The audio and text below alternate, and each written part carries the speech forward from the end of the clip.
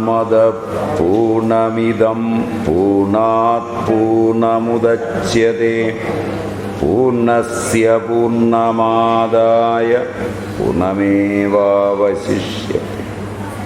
ഓം ശാന്തി ശാന്തി ശാന്തി. നമ്മൾ അനേക വിധത്തിൽ പ്രഥമ ശ്ലോകത്തെ കണ്ടു.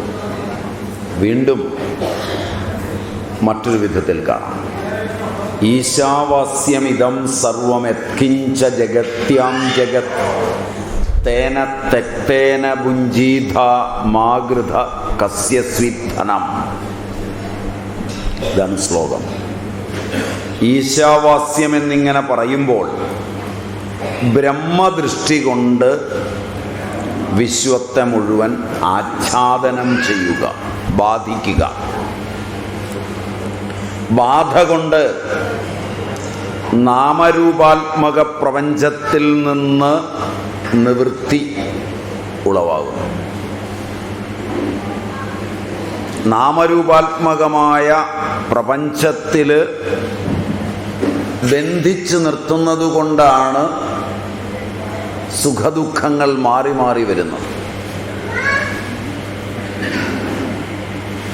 എല്ലാം കാണപ്പെടുന്നതെല്ലാം ബ്രഹ്മമാണെന്ന ഭാവനയുണ്ടായാൽ, ഭാവനയാണ് ഈ ലോകം.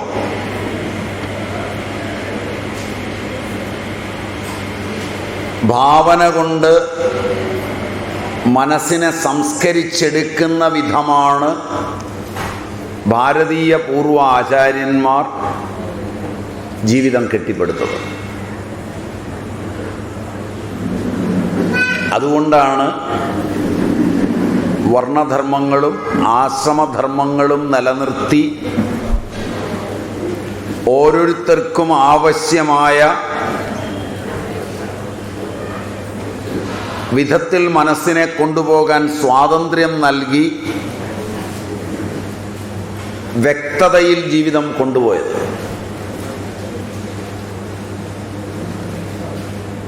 അത് അന്ധവിശ്വാസമാണ്, അത് അനാചാരമാണ്, അപകടകരമാണ് എന്നൊക്കെ പറഞ്ഞാണ് പുതിയ ഭാവനകൾ നിങ്ങൾക്കുണ്ടാക്കിയത്.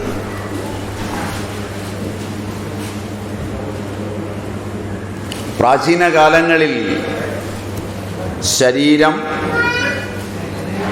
ഇന്ദ്രിയങ്ങൾ, പ്രാണൻ, മനസ്സ്, ബുദ്ധി, ചിത്തം ഇവയ്ക്ക് അനുഗുണങ്ങളായ ഭാവനകൾ വീട്ടിൽ തന്നെ ഉണ്ടായിരുന്നു.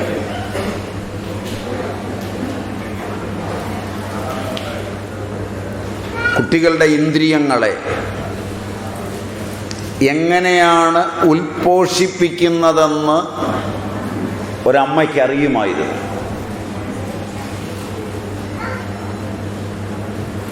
ഇന്നെങ്ങനെയാണ് ഉച്ഛോഷിപ്പിക്കുന്നതെന്ന് എല്ലാ അമ്മമാർക്കും അറിയാം.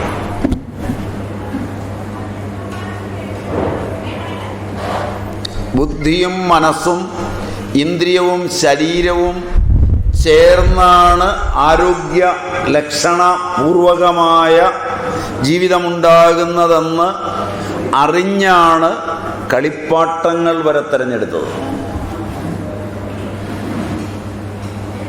വീടുകളിൽ ഇന്ന് കാണുന്ന 90% കളിപ്പാട്ടങ്ങളും അന്തരീക്ഷ മലിനീകരണത്തിൻ്റെയും ബുദ്ധി വൈകല്യത്തിൻ്റെയും ഐതിഹാസികത തരുന്നവയാണ്.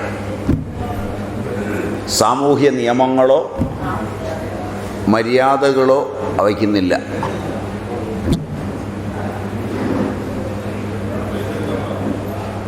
വളരെ മനസ്സുയർന്ന, വ്യാവസായികമായി ചിന്തിച്ച,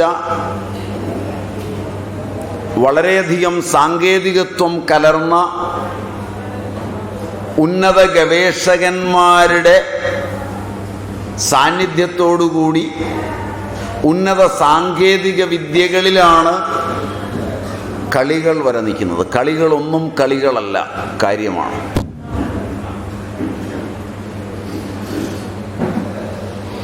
കുട്ടികൾ തലപ്പന്ത് കളിക്കുമ്പോഴും കുട്ടിയും കോലും കഴിക്കുമ്പോഴും ഒക്കെ കളിയുണ്ടായിരുന്നു. ഇന്ന് കളിയില്ല. കളി എന്ന പേരിൽ നിന്ന് കാണുന്നതെല്ലാം കാര്യമാണ്. Am I right? അതുകൊണ്ട് വിനോദപൂർവകമായി ശരീരത്തെ സംയോജിപ്പിച്ച് കൊണ്ടുപോകുവാൻ കളികൾക്കാവില്ല. വീട്ടിൽ നിന്നൊരു കാർന്നോർ ഇറങ്ങിച്ചെന്നു, ഒരു ഓല എടുത്തുകൊണ്ട് വന്നു, അത് രണ്ടറ്റം മുറിച്ചു, കൂട്ടിയൊന്ന് ആ ഓലയുടെ അറ്റം കൊണ്ട് തന്നെ കെട്ടി, അതിനകത്തേക്ക് ഒരു ഇറുക്കിൽ വളച്ചു വെച്ചു, അതിൻ്റെ അറ്റത്തുനിന്ന് ഒരു ഇറുക്കിൽ കെട്ടി ഒന്ന് കറക്കുമ്പോൾ വണ്ട് മൂളുന്നത് എങ്ങനെയാണെന്ന് കാണിച്ചു കൊടുത്താൽ ആ കുട്ടി അത് കണ്ട് അടുത്ത തവണ അവൻ ഉണ്ടാക്കാനും അവൻ്റെ സാങ്കേതികമായ മനസ്സിനെ പുരോഗമിപ്പിക്കാനും അവന് കഴിയുന്നിടത്ത് ഇന്ന് അവൻ്റെ കയ്യിലേക്ക് ചെല്ലുന്നതെല്ലാം ഇലക്ട്രോണിക് കളിപ്പാട്ടങ്ങളാണ്. കോമൺ സെൻസ് അല്പം പോലും വികസിക്കാത്ത, ബുദ്ധിക്ക് അല്പം പോലും വികാസം വരാൻ സമ്മതിക്കാത്ത ഈ കളിപ്പാട്ടങ്ങളിലൊക്കെ കളിച്ചും ചിരിച്ചും വഴക്കുണ്ടാക്കിയും എപ്രകാരമാണോ കൂടിനകത്ത് ബ്രോയിലർ ചിക്കൻ അപ്രകാരമാണ് കുട്ടികൾ ഇന്ന് വളരുന്നത്. ശരിയല്ലെങ്കിൽ പ്രതികരിക്കണം പറഞ്ഞത്. അതിലുപരി ഇങ്ങനെ വളർന്ന കുട്ടികൾ IT-യും അതും ഇതുമൊക്കെ ആയി ഉന്നത ഉദ്യോഗമൊക്കെ ഭരിച്ച് കാശും ഉണ്ടാക്കി വരുമ്പോൾ ഇവരുടെ കുട്ടികൾക്കെല്ലാം ഓട്ടിസമാണ്. ഭാവനയുടെ വൈകല്യമാണ്. ആരോഗ്യ ഭാവനയില്ല. ശരാശരി മനുഷ്യൻ ഇന്ന് ഇന്ത്യയിൽ ജീവിക്കുന്നത് ആതുര ഭാവനയിലാണ്.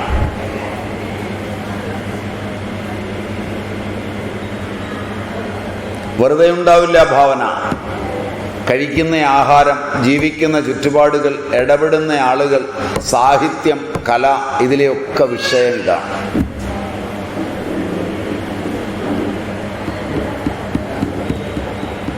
ഒരു വർഷം ഇറങ്ങുന്ന സീരിയലുകൾ, ഒരു വർഷം ഇറങ്ങുന്ന സിനിമകൾ എടുത്താൽ അതിൽ 99% ദുഃഖതത്വവും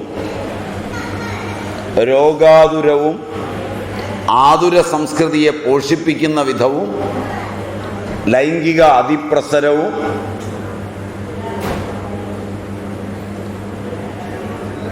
പീഡനവും എല്ലാം തികഞ്ഞതാണ്. ഭാവന ആ വഴിയിലാണ് പോകുന്നത്.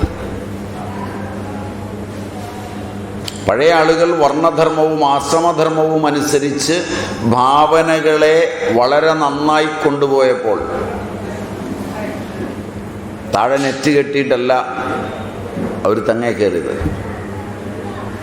യന്ത്രം കൊണ്ടല്ല കയറിയത്. കുട്ടിക്കാലത്ത് തന്നെ മിക്കവാറും ചെറുപ്പക്കാർ തെങ്ങ് കയറാനും ആഞ്ഞിലിയെ വലിഞ്ഞു കയറാനും പ്ലാവേ കയറാനും,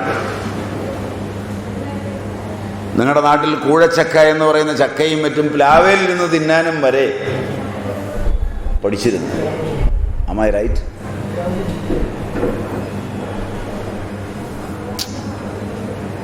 ശരിയല്ല.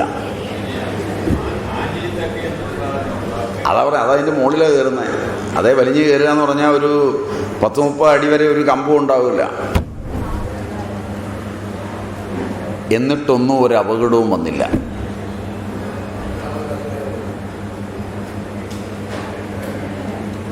എത്ര മലകൾ കയറി, എത്ര മരം കയറി. നിങ്ങളുടെ ഭാവനയുടെ ലോകം മാറുകയും വിദ്യാഭ്യാസം മാറുകയും ചെയ്തപ്പോൾ ഒരു വർഷം ഒടിവും ചതവുമായി ആശുപത്രിയിൽ കിടക്കുന്നത് എത്രയാണ്?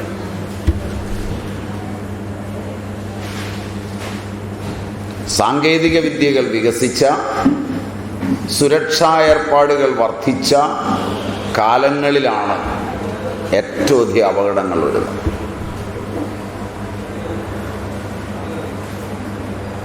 ഒരു കെട്ടിടം പണിതാൽ ഫയറിനുള്ള സൗകര്യങ്ങളോടുകൂടിയാണ്. പഴയ കാലത്ത് ഒരു മണ്ണെണ്ണ വിളക്കും പിടിച്ച് എഴുന്നേറ്റ് നിന്നാൽ തീ പിടിക്കാവുന്ന ഉയരത്തിൽ ഓല കെട്ടിയ വീടുകളാണ്. ഇന്ന് പിടിക്കുന്നിടത്തോളം തീപിടുത്തം ഉണ്ടായില്ല.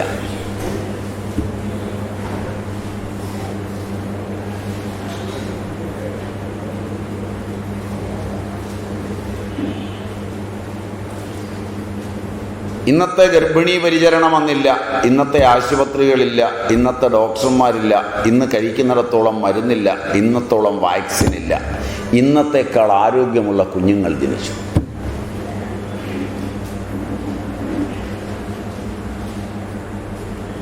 എതിർക്കാം?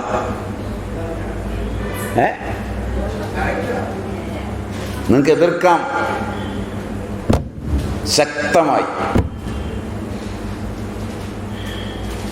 നിങ്ങളുടെ ശാസ്ത്രവും ഗവേഷണവുമെല്ലാം മനുഷ്യനെ ഭയപ്പെടുത്താനുള്ളതും വികലമായി ഭാവന ചെയ്യാനുള്ളതും മരണത്തിലേക്ക് നടന്നെടുക്കാനുള്ളതും മരിക്കുന്നതിന് മുമ്പ് 1000 രോഗമുണ്ടാകാനുള്ളതുമാണ്. മനസമാധാനത്തിനും സന്തോഷത്തിനും ആരോഗ്യത്തിനും ഭാവന ചെയ്യുന്ന യാതൊന്നും സാഹിത്യത്തിലാകട്ടെ, കലയിലാകട്ടെ, ശാസ്ത്രത്തിലാകട്ടെ ആധുനികൻ്റെ സംഭാവനയില്ല.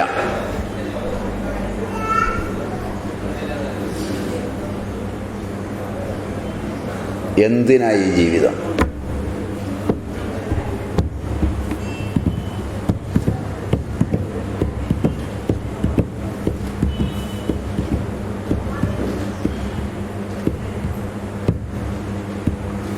ഇവിടെയാണ് ആരോഗ്യപൂർണമായ സമ്പൂർണമായ ജ്ഞാനമായ ബ്രഹ്മഭാവന എല്ലാത്തിലും ഉണ്ടാവുക. ജഗത്തിനെ ബ്രഹ്മഭാവന കൊണ്ട് മൂടി രക്ഷിക്കുക. പാലയേഥ പുഞ്ചീഥ.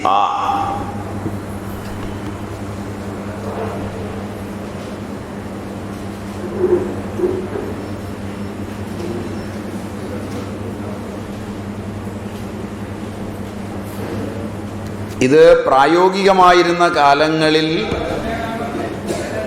ഗർഭിണി പണിയെടുത്തു.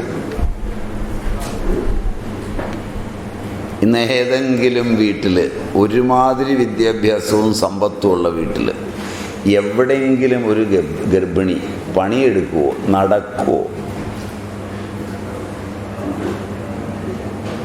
മര്യാദയ്ക്കുള്ളൊരു ആഹാരം കഴിക്കുവോ?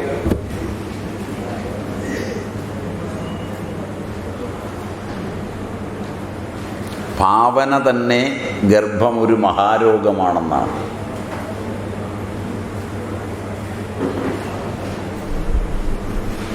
ഗർഭം ധരിച്ചാൽ അച്ഛനോ അമ്മയോ ഭർത്താവോ കൂട്ടിക്കൊണ്ടുപോയി ഡോക്ടറെ കാണിക്കുമ്പോൾ കയ്യിലേക്ക് എഴുതി കൊടുക്കുന്ന ആ ടിക്കറ്റിൽ എഴുതിയിരിക്കുന്നത് രോഗിയുടെ പേരെന്നാണ്.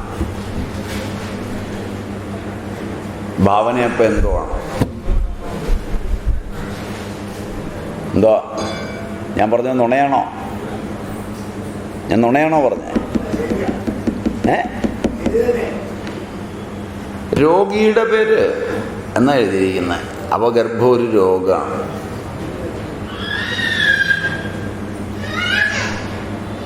പട്ടിക്കും പശുവിനും ഒന്നും ഗതികേടില്ല വനത്തിൽ വളരുമ്പോൾ. വീട്ടിൽ വളർന്നാൽ അവയ്ക്കും ഗതികേടുണ്ട്. കാരണം അവരുടെ ഡോക്ടറുണ്ട്, മൃഗ ഡോക്ടർ.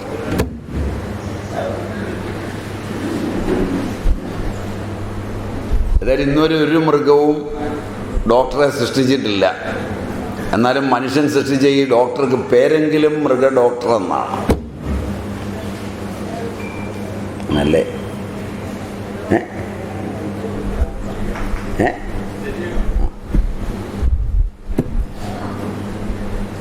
അപ്പം നിങ്ങളിത് ആലോചിച്ച് നോക്കുക നല്ലപോലെ. എങ്ങനെ നിങ്ങളുടെ ഭാവന, അങ്ങനെയാണ് ജീവിതം.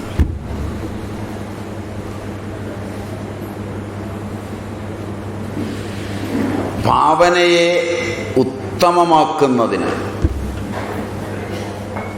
അതിലേറ്റവും ഉയർന്ന ഭാവനയാണ് ബ്രഹ്മഭാവന. സമ്പൂർണ്ണ ജ്ഞാനഭാവന. അതുകൊണ്ട് ജഗത്തിനെ ആച്ഛാദനം ചെയ്യുക, ബാധിക്കുക. ആ ബാധ കൊണ്ട് നാമരൂപാത്മക പ്രപഞ്ചത്തിൽ നിന്ന് നിവൃത്തി, അതായത് പ്രപഞ്ചത്യാഗം ഉണ്ടാകും.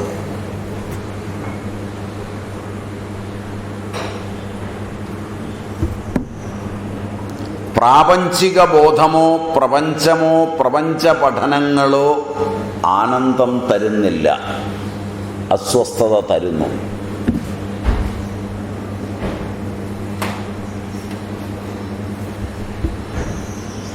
ഇന്നും 1-2% വരുന്ന ആളുകൾ കാര്യങ്ങൾ മുമ്പിൽ വരുമ്പോൾ മാത്രമാണ് നേരിടുന്നത്.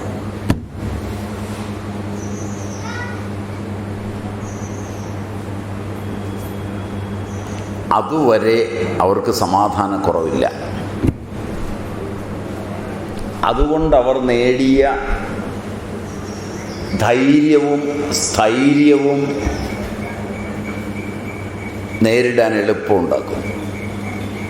നിങ്ങളിൽ 98% പേരും, 2% എന്നല്ലേ ഞാൻ ആദ്യം പറഞ്ഞേ അല്ലേ, 98% പേരും മുൻകൂട്ടി ഭാവന ചെയ്ത് വരാൻ പോകുന്ന അപകടങ്ങളെ നേരത്തെ ഭാവന ചെയ്ത് അപകടം വരുത്തി നേരിടാൻ പോകുന്നവരാണ്.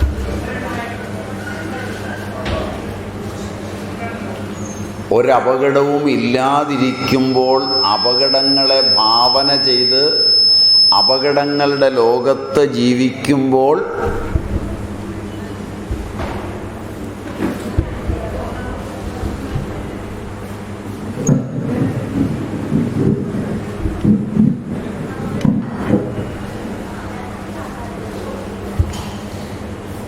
അപകടമില്ലാതെ അപകടങ്ങളുടെ ലോകത്ത് നിങ്ങൾ ജീവിക്കുമ്പോൾ നിങ്ങളുടെ മനസ്സ് ഭാവന കൊണ്ട് അപകട ആകാരമായിത്തീരുന്നു. മനസ്സിന്ദ്രിയങ്ങൾക്കും ബുദ്ധിക്കും അത് കൈകാര്യം ചെയ്യുമ്പോൾ ആ സമയത്ത് നിങ്ങൾക്കുണ്ടാകുന്ന അപകടം മുമ്പിൽ വരുമ്പോൾ അത് ലഘുവാണ്. അപകടം ഭാവന ചെയ്യുമ്പോൾ അത് വളരെ വിപുലമാണ്. ഭാവന സരിത്തിലുള്ള അപകടത്തിൻ്റെ വലിപ്പവും അതുളവാക്കുന്ന ദുഃഖവും യഥാർത്ഥത്തിൽ മുമ്പിൽ വരുന്ന അപകടം ഉണ്ടാക്കുന്ന ദുഃഖത്തേക്കാൾ 10 മടങ്ങാണ്.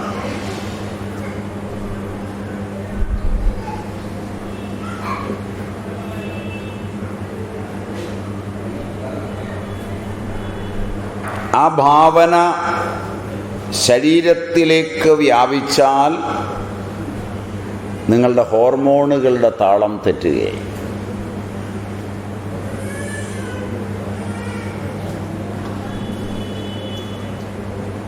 നിങ്ങളിൽ പ്രകടമായി അറിയാവുന്നവർ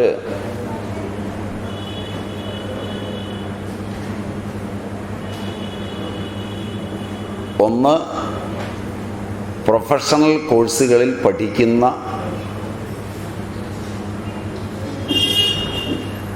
ആദ്യത്തെ പരീക്ഷകളിൽ 1 മാർക്ക് വാങ്ങിച്ച, ഉയർന്ന പരീക്ഷയിൽ മാർക്ക് വാങ്ങിക്കുവാൻ കാണാതെ പഠിച്ചാൽ പോരാ, ബുദ്ധി കൂടുതൽ വേണം എന്ന് വരുന്ന തലങ്ങളിൽ പഠിക്കുന്ന വിദ്യാർത്ഥികൾ. 2, ഷെയറിന് ബ്രോക്ക് ചെയ്യുന്നതിന് വേണ്ടി കമ്പ്യൂട്ടറിൻ്റെ മുമ്പിലിരിക്കുന്ന ആളുകൾ. ഇവരെയാണ് നിങ്ങൾക്ക് പെട്ടെന്ന് നോക്കാവുന്നത്. ഇവരുടെ എല്ലാം അഡ്രീനാലിൻ പെട്ടെന്നാണ് ഷൂട്ടപ്പ് ചെയ്യുന്നത്. അഡ്രീനാലിൻ ഷൂട്ടപ്പ് ചെയ്യുമ്പോൾ ഇൻസുലിൻ ഹനിച്ചു കളയുകയും പ്രമേഹം തദ്വാര വരികയും പല കോശങ്ങളും എതിരായി പ്രതികരിക്കുകയും മാരക രോഗങ്ങളിലേക്ക് പതിക്കുകയും ചെയ്യും. വെറും ഭാവനയാണ്, വേറെ ഒന്നും അതിനകത്തില്ല.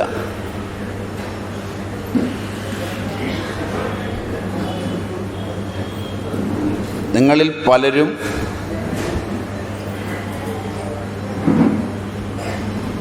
വലിയ രോഗികളായി അവതരിപ്പിച്ചിട്ടുള്ള, അഭിനയിച്ചിട്ടുള്ള സിനിമയും മറ്റും കണ്ടു കഴിയുമ്പോൾ അന്ന് നിങ്ങളുടെ അഡ്രിനാലിൻ ഷൂട്ടപ്പ് ചെയ്യും. കാരണം ആ രോഗം എനിക്കുമുണ്ടെന്ന് തോന്നും. രോഗികളോടൊപ്പം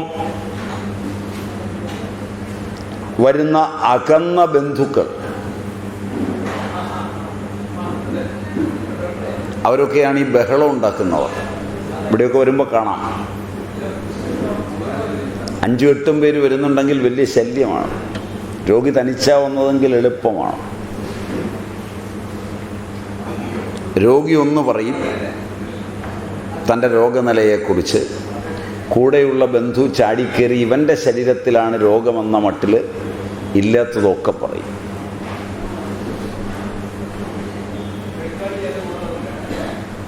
ശരിയാണോ? ശരിയാണോ? പിന്നെ ഉത്കണ്ഠ മാത്രമല്ല, വേണ്ട വിധത്തിൽ നോക്കിയോ? വേണ്ട പോലെ പറഞ്ഞത് മനസ്സിലായോ? ഇത് രോഗമെന്താണെന്ന് അറിയാതെയാണോ മരുന്നെഴുതുന്നത്? മനസ്സിലായില്ല. ഈ ഭാവനയൊക്കെ ഇയാളിലൂടെ പോകുമ്പോൾ ഇയാൾ രോഗിയായിക്കൊണ്ടിരിക്കുകയാണ്. 10 ഡോക്ടർമാരുടെ അടുക്കൽ ഒരു രോഗിയെ കൊണ്ട് പോയി കഴിഞ്ഞ് 11ാമത് ഈ പോയവനാണ് പിന്നെ രോഗിയായി എത്തുന്നത്.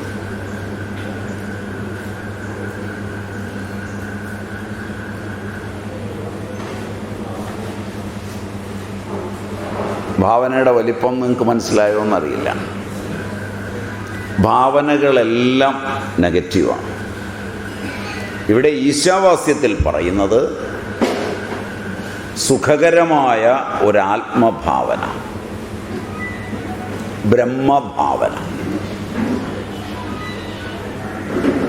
അത് വളർത്തിക്കഴിയുമ്പോൾ തന്നെ സകല കോശങ്ങളും ആനന്ദിക്കുന്നത് കാണാം.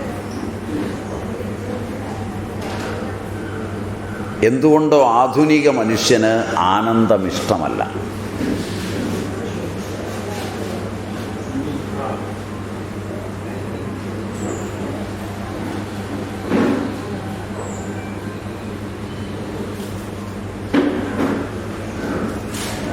ഒരാഴ്ചക്കാലമായി ആശ്രമങ്ങളിൽ, വീടുകളിലൊക്കെ വരുന്ന പത്രത്തിന് ചുളിവില്ല.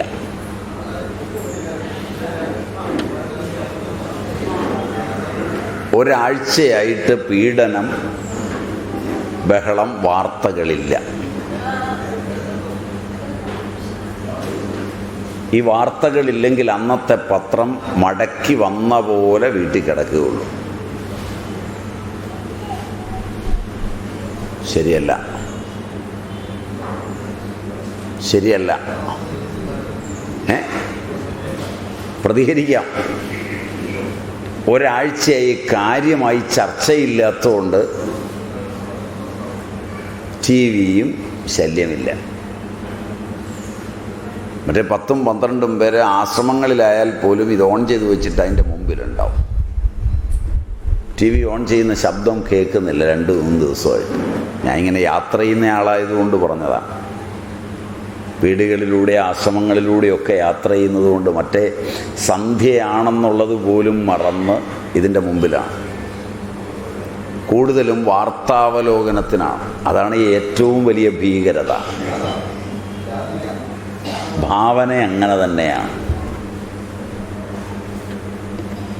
കിടക്കാൻ പോകുന്നതിന് മുമ്പ് സംഘർഷപൂരിതമായൊരു സിനിമയോ, സംഘർഷപൂരിതമായ കുറേ സീരിയലുകളോ, സംഘർഷപൂരിതമായൊരു വാർത്താവലോകനമോ കണ്ടിട്ട് ഹോർമോണുകൾ ഭീകരമായി തീർന്ന് സ്വസ്ഥമായി ഉറങ്ങാതെ ഏറ്റുവരുവാൻ കേരളീയർ ഇഷ്ടപ്പെടുന്നു.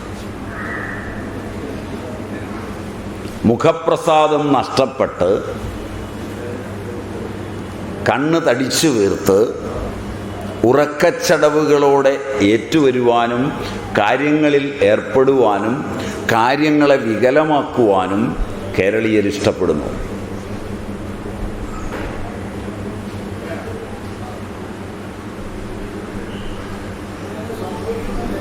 അല്ല. അങ്ങനെ സംഭവിച്ചു പോകുന്നതല്ല. അത് ഞങ്ങൾ ഈ മരുന്നൊക്കെ കൊടുത്തു കഴിയുമ്പോൾ ചിലർ പറയുന്ന പോലെ, മാഷുടെ വാക്ക്, മാഷല്ലേ, റിട്ടയർഡ് മാഷല്ലേ, ആ മാഷന്മാർ തന്നെ അങ്ങനെ ആയിരിക്കുന്നു. മാഷുടെ വാക്ക് ഞങ്ങൾ ഈ മരുന്നൊക്കെ കൊടുത്തു കഴിയുമ്പോൾ പഥ്യമൊക്കെ പറഞ്ഞു വിട്ട് കഴിഞ്ഞ് ചെല്ലുമെന്ന് പറയുന്ന പോലെ. പഥ്യമൊക്കെ തെറ്റിയല്ലോടോ? ഇല്ല, ഒടുവിൽ തെറ്റിയെന്ന് സമ്മതിക്കും. 2 ലഡ്ഡു കഴിച്ചു, പിന്നെ പൊറോട്ട 2 എണ്ണം കഴിച്ചു. അതൊക്കെ പോലീസ് മുറയിൽ ചോദിച്ചാണ് പറയിപ്പിക്കുന്നത്, അതുവരെ പറയൂല. ഇതിനിടയിലൊരു വാക്കുണ്ട്, അത് ഞാനറിഞ്ഞല്ല, മനസ്സിലായില്ല. അപ്പോഴും ഞങ്ങൾക്ക് സംശയം തോന്നി, ഈ പൊറോട്ടയ്ക്ക് കാലും കൈ കൊണ്ട് ഇത് നടന്നു വന്ന് ഇവൻ്റെ വായിക്കരുത്. മനസ്സിലായില്ല. എൻ്റെ ഭാവന ഉടനെ പോകുന്നത് അങ്ങനെയാണ്. ഇവൻ അവിടെ ഇങ്ങനെ ഇരിക്കുകയായിരുന്നു, പൊറോട്ട ഇങ്ങനെ നടന്നു വന്ന് ഇവൻ്റെ വായിലോട്ട് കയറിപ്പോയി, അത് അവൻ അറിഞ്ഞില്ല എന്ന് പറഞ്ഞ പോലാണ് മാഷ് പറയുന്നത്. അങ്ങനെ ആയിപ്പോകുന്നതല്ലേ? ആയിപ്പോകുന്നതല്ല. അല്ല, പുറത്തെ ഒരു പ്രേരണയല്ല, മനുഷ്യവാസന അങ്ങനെ ആയിരിക്കുന്നു.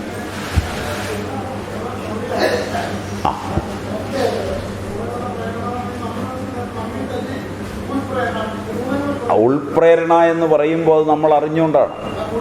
നമ്മളുടെ മനസ്സ് ഗുണങ്ങളുടെ പ്രേരണ കൊണ്ട് വരുന്നത് രോഗമാവില്ല. നിങ്ങൾ കള്ളു കുടിക്കുന്നത് ഗുണങ്ങളുടെ പ്രേരണ കൊണ്ടാണെങ്കിൽ ലിവർ സിറോസിസ് വരില്ല.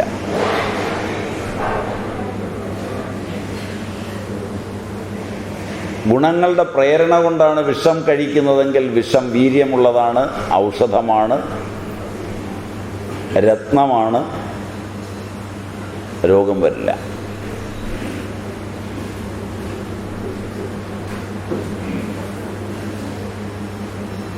അനേക രത്നങ്ങളാണ് പാലാഴി കടഞ്ഞപ്പോൾ കിട്ടിയത്, മനസ്സിലായില്ല. അതിലേറ്റവും വിലപിടിപ്പുള്ള രത്നം ഹാലാഹലമാണ്.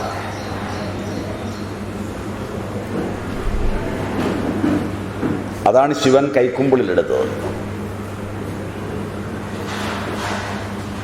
അതാണ് അദ്ദേഹം കഴിച്ചത്.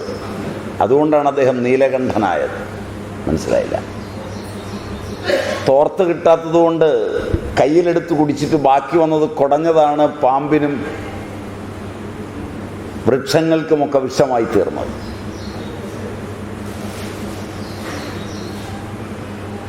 അതുകൊണ്ട് അവയൊന്നും മരിച്ചില്ല. പാമ്പിൻ്റെ ഉള്ളിൽ ഈ വിഷം ഇരുന്നിട്ട് പാമ്പ് ചത്തില്ല. ഗുണം ആണ് അതിനെ നിയന്ത്രിക്കുന്നതെങ്കിൽ പാമ്പിൽ വിഷം ഗുണം കൊണ്ടാണ്.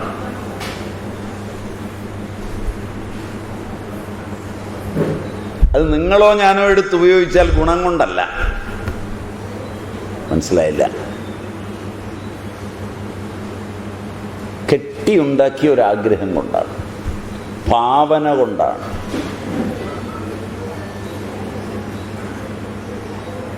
നിങ്ങളൊന്ന് ചെയ്യുന്നത് നിങ്ങളുടെ ഗുണം കൊണ്ടാണെങ്കിൽ അവിടെ ഭാവന വേണ്ട, ചെയ്താൽ മതി. ആ ഗുണങ്ങളുള്ളവനെ വർഗീകരിച്ച് ആ ഗുണങ്ങളുള്ളവൻ ഒരുമിച്ച് ജീവിക്കണം.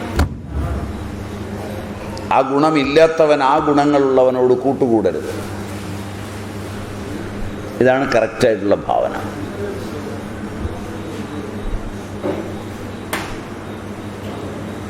അവൻ അപകടമില്ലാത്തതും എനിക്ക് അപകടം വരുന്നതുമെന്നാണ് ഭാവനയുടെ വ്യതിയാനം.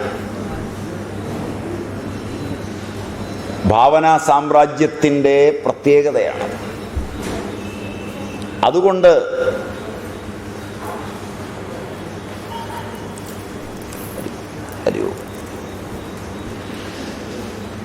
ഭാവനാ സാമ്രാജ്യത്തിൻ്റെ പ്രത്യേകതയാണ്. അതുകൊണ്ട് ഭാവന വരുമ്പോൾ ആദ്യം നോക്കണം, ഉത്തമ ഭാവനയാണോ അധമ ഭാവനയാണോ?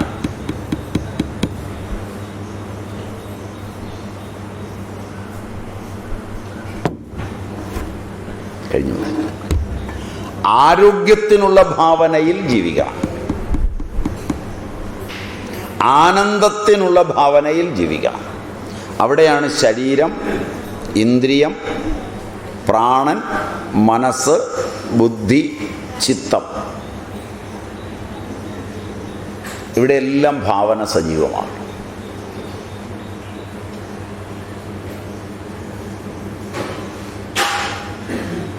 അപ്പോൾ ജീവിക്കുന്ന അന്തരീക്ഷത്തിൽ നല്ല ഭാവനയുള്ള ഒരുവൻ, അതിന് ചിലരെ നോക്കിയാൽ കാണാം. വീട്ടിൽ ചില കുട്ടികളുണ്ടാവും, ഒരു നല്ല ഭാവന ചെയ്തവരായിരിക്കും. വീട്ടിലെല്ലാവരും കൂടെ ബഹളം വെച്ചൊരാളെ ആശുപത്രി കൊണ്ടുപോകാനായിട്ടോ ബഹളം വെക്കാനോ തുടങ്ങുമ്പോൾ ആ കുട്ടി ചിലപ്പോൾ ഓടി വന്നിട്ട് എല്ലാവരും മാറ്, എടുത്ത് വെളിയിലേക്കൊന്ന് കിടത്തി, അടുക്കയിരുന്നൊന്ന് വീശി, ഒരല്പം വെള്ളം മുഖത്ത് തെളിച്ചു, വെള്ളം ഒരു തുള്ളി കൊടുത്തു, എഴുന്നേക്ക്, ഇനിയൊന്നുമില്ല, വേണമെങ്കിൽ പോയി ഒന്ന് ചെക്ക് ചെയ്തോ. അപ്പോൾ അയാൾ തന്നെ പറയാം, ചെക്ക് ചെയ്യൊന്നും വേണ്ട, അതിന് കാര്യമൊന്നുമില്ല. 2 ആഴ്ചയോ 3 ആഴ്ചയോ കഴിഞ്ഞു, പോയി ചെക്ക് ചെയ്തപ്പോൾ ഒരു രോഗവുമില്ല. ഇത് ആ സമയത്ത് എല്ലാവരും കൂടെ ചുറ്റും നിന്ന് ഭാവന ചെയ്ത് ഇത് അപസ്മാരമാണ്, ഇത് ബ്രെയിന് ബാധിച്ചതാണ് എന്നെല്ലാവരുടെയും കൂടെ ഭാവന അയാളിലേക്ക് ചെല്ലുകയും അയാളുടെ ഭാവന അത് ഉൾക്കൊള്ളുകയും ചെയ്താണ് ചെല്ലുന്നതെങ്കിൽ അവിടെ ചെല്ലുമ്പോൾ സ്കാനിങ്ങിൽ അതുണ്ടാവും, ബ്ലഡ് ടെസ്റ്റിൽ അതുണ്ടാവും, രോഗം ഉണ്ടാവും, മരണകാരണമാവും.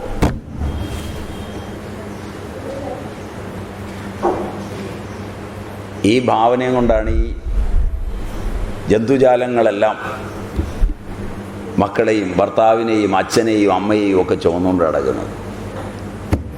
മനസമാനോട്ട് കൊടുക്കുകയില്ല.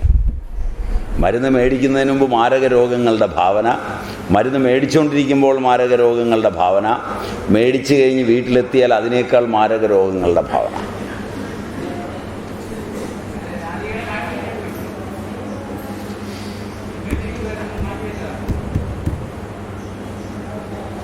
ആദ്യമായിട്ട് നിങ്ങളുടെ ഭാവന ഉദാത്തീകരിക്കണം. അതിന് ലോകം നിങ്ങൾക്ക് ആനന്ദപ്രദമാകണമെങ്കിൽ ലോകത്തെ ബ്രഹ്മഭാവന കൊണ്ട് മൂടണം. ചിലരങ്ങനെ മാത്രമേ ലോകത്തെ കാണുകയുള്ളൂ. വളരെ പുണ്യവാന്മാർക്ക് പറഞ്ഞിട്ടുള്ളതാണ്. ഇതൊക്കെ കേട്ടിട്ടങ്ങ് പോയാൽ നിങ്ങളുടെ മനസ്സ് ഉടനെ പറയും, സ്വാമിക്ക് എങ്ങനെ പറയാം, നമുക്കല്ലേ അറിയാവുള്ളൂ നമ്മുടെ വിഷമം. മനസ്സിലായില്ല എന്ന് പറഞ്ഞാൽ ഭാവന മാറ്റുകയില്ലെന്നാണ് അതിനർത്ഥം. സ്വാമിമാരിങ്ങനെയൊക്കെ പറയാം, അവർക്ക് പറയുന്നതിന് എന്താ മടിക്കാനിരിക്കുന്നത്? Am I right?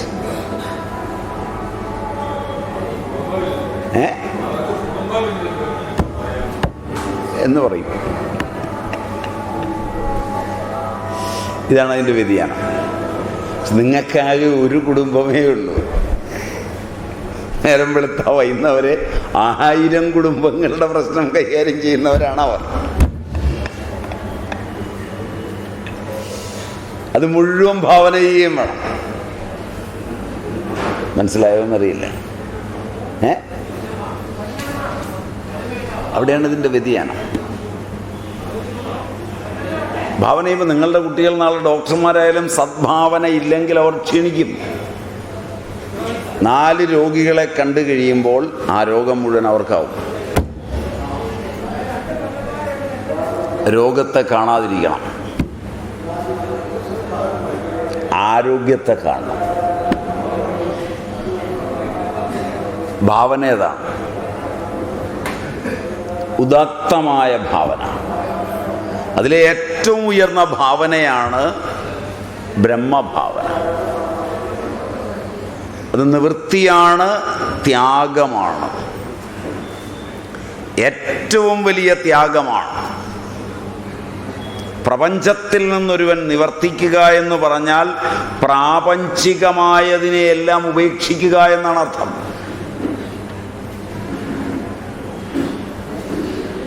പ്രാപഞ്ചികമായതിനെയെല്ലാം ഉപേക്ഷിച്ചൊരുവൻ നിലകൊള്ളുക എന്ന് പറഞ്ഞു കഴിഞ്ഞാൽ ശുദ്ധബ്രഹ്മമായി നിലകൊള്ളുക എന്നാണ് അർത്ഥം.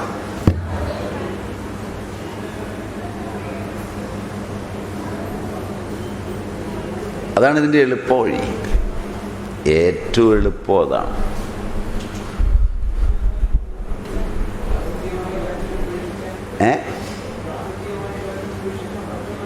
തീർച്ചയായും ഉപേക്ഷിക്കുമ്പോൾ മാത്രമാണ് വേണ്ടതിനെ വേണ്ട സമയത്ത് വേണ്ടതുപോലെ അനുഭവിക്കുന്നത്.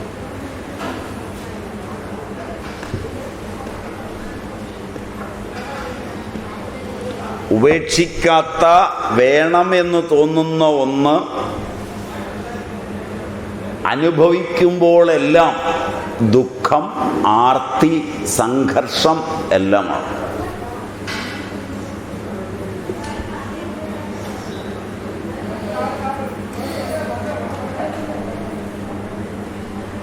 എന്ത് ആകട്ടെ കഴിക്കാമെന്ന് വിചാരിച്ചിരിക്കുന്ന സ്വച്ഛമായ മനസ്സുള്ളപ്പോൾ ഭാര്യ മാഷക്ക് ഇഡലി ഉണ്ടാക്കി തന്നാൽ തൃപ്തിയാണ്. ആം ഐ റൈറ്റ്? സ്വാദിഷ്ടമായ കഴിക്കുന്നത്. അത് ഒടിച്ച് കഴിച്ചാലും കുഴച്ച് കഴിച്ചാലും സാമ്പാറും ചട്നിയും കൂടെ കുഴച്ച് കഴിച്ചാലും ഒക്കെ സ്വാദിഷ്ടമാണ്. അതേസമയം കൊഴുക്കട്ട വേണം എന്ന് ഒന്നിൽ ബന്ധിച്ച് നിൽക്കുമ്പോൾ പ്രാപഞ്ചികമായതിനെ ഉപേക്ഷിക്കാതെ നിൽക്കുന്ന ഒരു വേളയിൽ ഇഡലി വന്നാൽ അന്ന് ദുഃഖമായി. ശരിയല്ല? ഇഡലി വേണ്ട, കൊഴുക്കട്ട തന്നെ വന്നു, പ്രത്യേകം ഉണ്ടാക്കിയതാണ്, കൊതി തീരെ കഴിച്ചോന്ന് പറഞ്ഞ് കൊണ്ടുവച്ചാലും ആ സമയത്ത് ഏതെങ്കിലും ഒരു കാലമാടൻ വേറെ കയറി വന്നെങ്കിലോ എന്നോ ആർത്തിയോടെ തള്ളി നീക്കുമ്പോൾ വല്ല സ്വാദുണ്ടോ? ചോദ്യം മനസ്സിലായില്ല. ഒരു സാധു അറിയാതെ ഇത് വാരി അടിച്ച് തീർക്കുകയാണ്. പിള്ളേർ വരുന്നുണ്ടാവും, മറ്റുള്ളവർ വരുന്നുണ്ടാവും, ഈ വിളമ്പി വെച്ച ഭാര്യയുടെ ആങ്ങള തന്നെ വരുന്നുണ്ടാവും. അവനൊരു കൊഴുക്കട്ടപ്രിയനാണ്, 1-2 അവനൂടെ കൊടുക്കണം. ശരിയല്ല. എൻ്റെ ഉദാഹരണം ശരിയല്ല എന്ന് തോന്നുന്നു. പ്രാപഞ്ചികമായ എന്തെങ്കിലും ഒന്നിനോട് പ്രാപഞ്ചികമായ ബന്ധം നിലനിർത്തി ഇന്നോളം ഒരു മനുഷ്യനും അത് ആപ്തകാമനായി അനുഭവിക്കുകയോ അതിൻ്റെ സുഖമനുഭവിക്കുകയോ തൃപ്തനായിരിക്കുകയോ ശാന്തനായിരിക്കുകയോ ചെയ്യില്ല.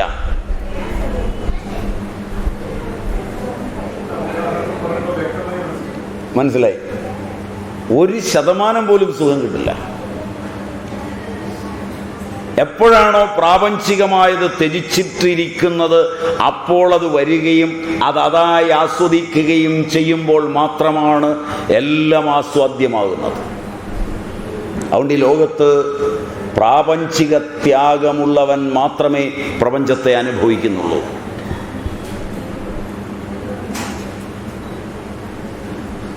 എൻ്റെ അറിവിൽ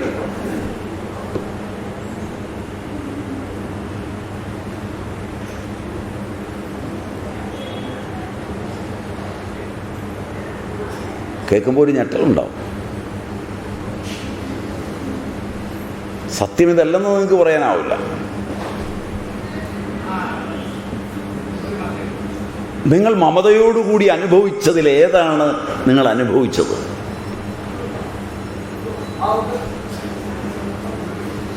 ഞാനറിയുന്നിടത്തോളം മമതയില്ലാത്തപ്പോൾ അനുഭവിച്ചതൊക്കെയാണ് അനുഭവിച്ചത്.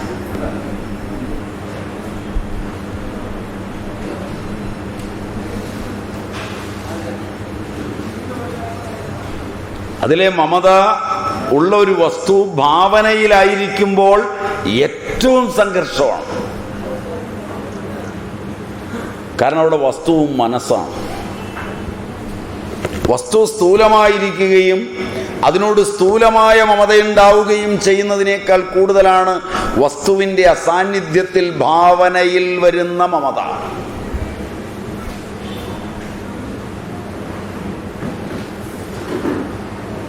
പ്രാപഞ്ചികമായതിനെയെല്ലാം ത്യജിച്ചു കഴിയുമ്പോൾ ആ ത്യാഗം ആനന്ദപൂർവകമാണ്. എല്ലാറ്റിലും വലിയ ത്യാഗം ഇതാണ്. ബാക്കിയുള്ള ത്യാഗമെല്ലാം ത്യാഗം കഴിഞ്ഞ് വീണ്ടും വന്നു ചേരും.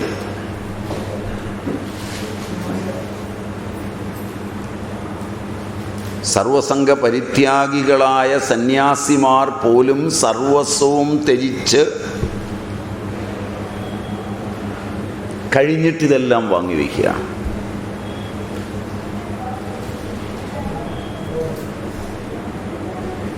ത്യജിച്ചു കഴിഞ്ഞാൽ ഇതെല്ലാം വരും.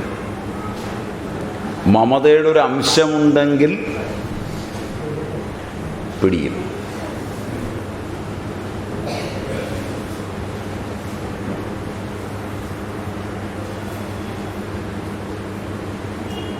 എന്തെല്ലാം ഉപേക്ഷിച്ചിട്ടാണ് ഈ ലോകത്ത് വന്നത്, അതെല്ലാം പുനർവരുന്നു.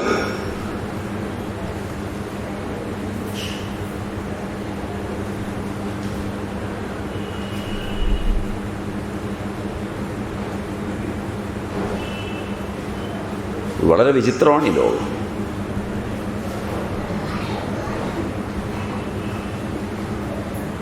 ചെല്ലുമെന്ന് പറയും ഭാര്യയെ ഉപേക്ഷിച്ചു സ്വാമി, അതുകൊണ്ട് ഇനി സ്വാമിയുടെ കൂടെ കൂടാമെന്ന് വിചാരിക്കുകയാണ്. ചെല്ല് സ്വാമിയുടെ കൂടെ കൂടും. ഭാര്യ ഉപേക്ഷിച്ചു, ഡൈവോഴ്സിൻ്റെ നോട്ടീസും കിട്ടി, ഇനി കുഴപ്പമൊന്നുമില്ല, ഇനി ഈ വഴിക്കില്ല. അപ്പോഴാണ് ആശ്രമത്തിൽ തന്നെ മിക്കവാറും വന്നു പോകുന്ന ഒരു കാരണവരുടെ കൊച്ചുണ്ടാവും. തമ്മിൽ കണ്ടു, അല്ല സ്വാമി ഞങ്ങൾ തമ്മിൽ അങ്ങ് വിവാഹം കഴിക്കാം. എവിടെ ഭാര്യയെ ഉപേക്ഷിച്ചിട്ട് പിന്നെയും കഴിക്കാൻ പോകണം. താനല്ലേ മുമ്പ് പറഞ്ഞ് ഇനി ഈ പണിയൊന്നും ഇല്ല എന്ന് പറഞ്ഞു. ഇല്ല, ഞങ്ങൾ തമ്മിൽ അങ്ങ് അടുത്തുപോയി. അടുക്കുക മാത്രമല്ല സ്വാമിജി, ഇനി ഇത് ഉടനെ കഴിച്ചില്ലെങ്കിൽ അപകടമാകുന്ന തലത്തിലാണ് നീ. ഉപേക്ഷിച്ചതൊക്കെയാണ് ഈ തിരിച്ചു വരുന്നത്.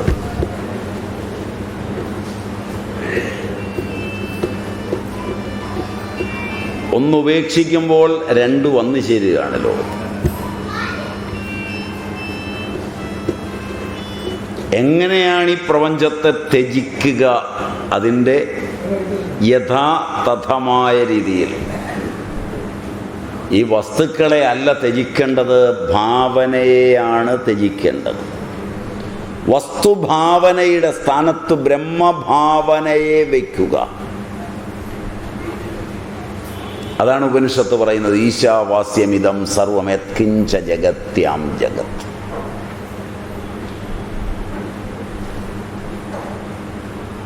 അതുകൊണ്ട് തെക്തേന ഭുഞ്ജീധ പാലയേധ, എല്ലാം ത്യജിച്ച് കഴിയുമ്പോൾ ധനാദികൾ വന്നു ചേരുകയാണ്. വേണ്ടെന്ന് വെച്ചാൽ പ്രപഞ്ചം വിടൂല.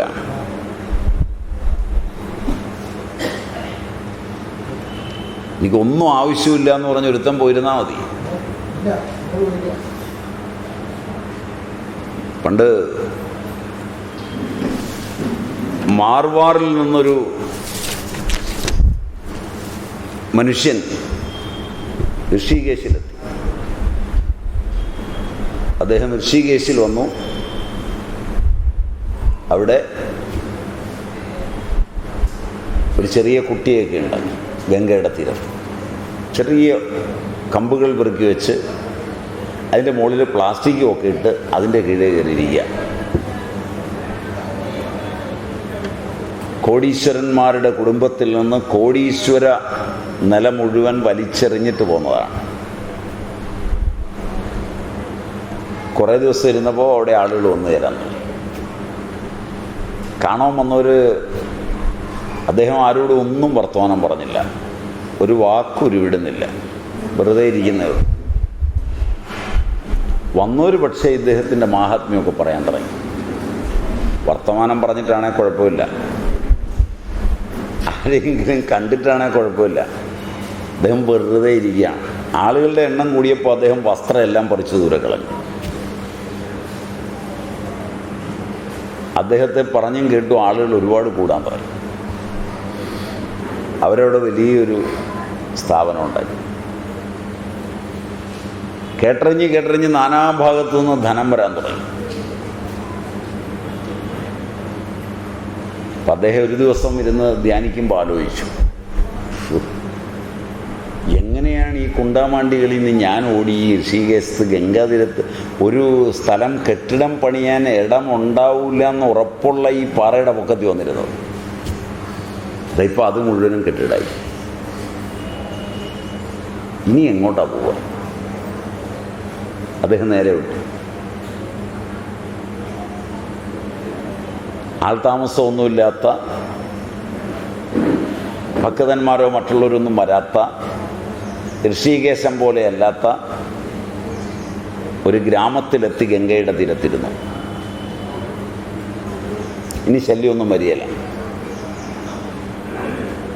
അപ്പം അദ്ദേഹം ഒരു ദിവസം ഇതുപോലെ തന്നെ രണ്ടൊന്നും മുളയും കമ്പും ഒക്കെ പെറുക്കി വെച്ചൊരു പ്ലാസ്റ്റിക്കും ഒക്കെ ഇട്ട് ഇത്രയും മതി, ഉറങ്ങിയാൽ പോരെ, മഴ വന്നാൽ ഉറങ്ങിയാൽ മതി, കിടന്നുറങ്ങി. ഒരു ദിവസം രാവിലെ എഴുന്നേറ്റ് വെളുപ്പിനെ പോയി ഗംഗയിൽ കുളിച്ച് ശീലമനുസരിച്ച് ഗംഗാജലം കൊണ്ടുവന്ന് താൻ അവിടെ പ്രതിഷ്ഠിച്ചിരിക്കുന്ന ശിവലിംഗത്തിൽ അഭിഷേകവും ചെയ്ത് വീണ്ടും ഗംഗയിലുള്ള മത്സ്യങ്ങൾക്ക് പതിവായി കൊടുക്കുന്ന ചെറിയ ആഹാരം അത് കൊടുക്കാൻ വന്ന് എറിഞ്ഞു കൊടുക്കുമ്പോൾ ഒരു കെട്ട് വരുന്നു, ഒരു കെട്ടൊഴുകി വരുന്നു. ചാടിയിറങ്ങി പിടിച്ച് വലിച്ചു കയറ്റി ഒരു തരത്തിൽ ഒറ്റയ്ക്ക് വലിച്ചു കയറ്റി കരയ്ക്ക് വെച്ചപ്പോൾ ഒരു മനുഷ്യനാണ്. കഷ്ടിച്ച് ശ്വാസമുണ്ട്. മുൻ പരിചയമുള്ളതുകൊണ്ട്, മുങ്ങിയവരെ രക്ഷിക്കുന്ന പരിചയമുള്ളതുകൊണ്ട് അയാളുടെ വയറ്റത്തൊക്കെ ഞെക്കി വെള്ളമൊക്കെ കളഞ്ഞ് കൃത്രിമ ശ്വാസോച്ഛ്വാസവും ഒക്കെ കൊടുത്ത് വലിച്ച് കയറ്റി വെച്ചപ്പോൾ ഇത് ഒരു വലിയ ബിസിനസ്സുകാരനാണ്. ആഹാരമൊക്കെ കൊടുത്ത് തെളിമയോടെ ബുദ്ധിയൊക്കെ വന്ന് അകത്തിരുന്ന് കഴിഞ്ഞപ്പോൾ അയാൾ സ്വാമിയോട് പറഞ്ഞു, ആഹാരമൊക്കെ കഴിച്ച് നടക്കാറായി പറഞ്ഞു, വെളിയിലൊന്ന് പോയിട്ട് വരാമെന്ന്. അയാൾ വെളിയിലേക്ക് ചെന്ന് ഒരു ഫോൺ ചെയ്ത് കഴിഞ്ഞപ്പോൾ കുറേ വണ്ടികൾ, വള്ളം, സാധനം എന്ന് പറഞ്ഞ പോലെ കുറേ വണ്ടികളെല്ലാം കൂടെ വന്നു നിന്നു. തൻ്റെ അപ്പൂപ്പനെ രക്ഷിച്ച സ്വാമിക്ക് വേണ്ടി അവിടെ ഒരു 1.5 ഏക്കറിൽ മുഴുവൻ കെട്ടിടം പണിയാൻ തുടങ്ങി.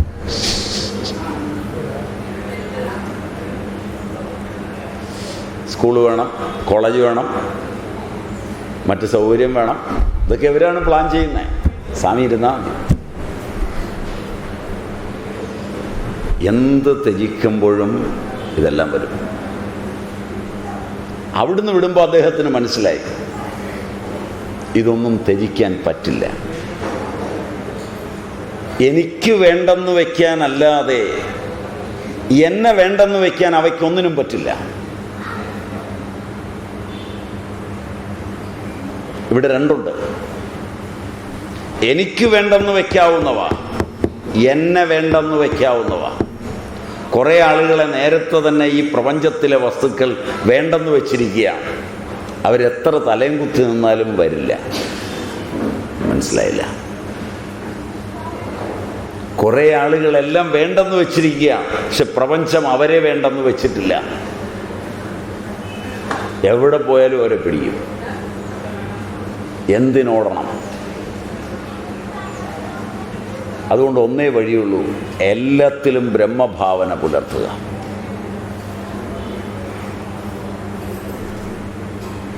ഭാവന മാത്രമേ പറ്റൂ. നല്ലതോ ചീത്തയോ എന്ന് പറയുന്നില്ല. അപ്പൊ ശരിയായ ത്യാഗം ഭാവനയിലാണ്, അല്ലാത്തതൊന്നുമല്ല ത്യാഗം. ശരിയായ ത്യാഗം ബാധാത്മക ത്യാഗം തന്നെയാണ്. ആ ത്യാഗം കൊണ്ട് ആത്മാവിനെ മൃത്യുവിൽ നിന്ന് മോചിപ്പിക്കുക, അവിദ്യ കാമകർമ്മങ്ങളിൽ നിന്ന് മോചിപ്പിക്കുക.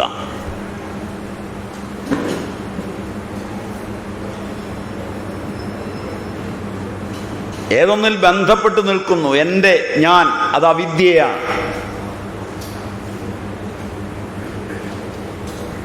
എല്ലാറ്റിലും എൻ്റെ അല്ല എന്ന ബോധം നിലനിർത്താനാവും. എൻ്റെ ശരീരത്തിലും എൻ്റെ മനസ്സിലും എൻ്റെ ബുദ്ധിയിലും എൻ്റെ വസ്തുജാലങ്ങളിലും ഞാൻ കാണുന്ന വിഷയങ്ങളിലും അതെൻ്റെ അല്ല എന്ന ബോധം നിലനിർത്താനാണ്. ഇതൊന്നും എൻ്റെ അല്ല.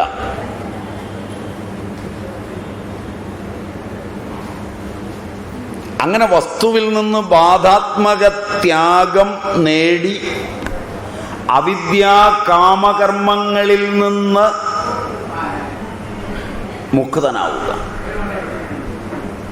ഇത്രയും ഉയർന്ന കാര്യം ചെയ്ത് കഴിഞ്ഞ് പിന്നെ ഉപാസനയ്ക്കുള്ള ആർത്തിയും അരുത്. കാരണം പിന്നെ ഉപാസനയുമില്ല. അത്തരം ദുർബലമായ കാര്യങ്ങൾ എങ്ങനെ സ്തുതി പറയും? ധനത്തിനുള്ള ആർത്തി അരുത്. അതൊക്കെ നമ്മൾ നേരത്തെ കാണുകയും ചെയ്തതാണ്. ആരംഭത്തിലെ കാര്യമാണ് അവയെല്ലാം. വിവേക വൈരാഗ്യാദി സാധനാ ചതുഷ്ടയ സമ്പന്നനാണ് വേദാന്തത്തിന് അധികാരി. വിവേകവും വൈരാഗ്യവും വന്നാൽ ഇഹ അമുത്ര ബലഭോഗ വിരാഗത. നിത്യ അനിത്യ വസ്തു വിവേക പരിഗണ്യത.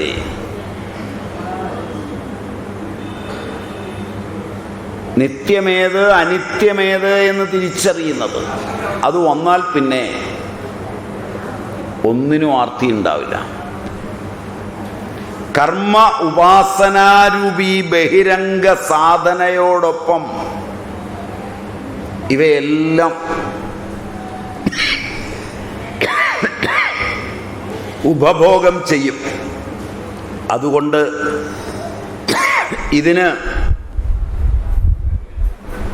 ഇതിനേക്കാൾ വലുതായ കാരണം, ശുങ്കം, രഹസ്യം ഏതാണ് എന്നാണ് ചോദ്യം. അതുകൊണ്ട് ഈശാവാസ്യമിതകം സർവം യത്കിഞ്ച ജഗത്യം ജഗത്തേന തെക്തേന ഭുഞ്ജീധ മാഗൃധ കസ്യ സിദ്ധനം എന്ന് പറയുമ്പോൾ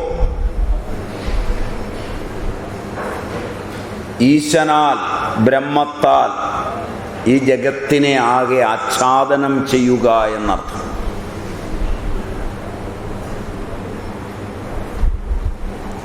ഇത് തന്നെയാണ് അർത്ഥമെന്നതിന്.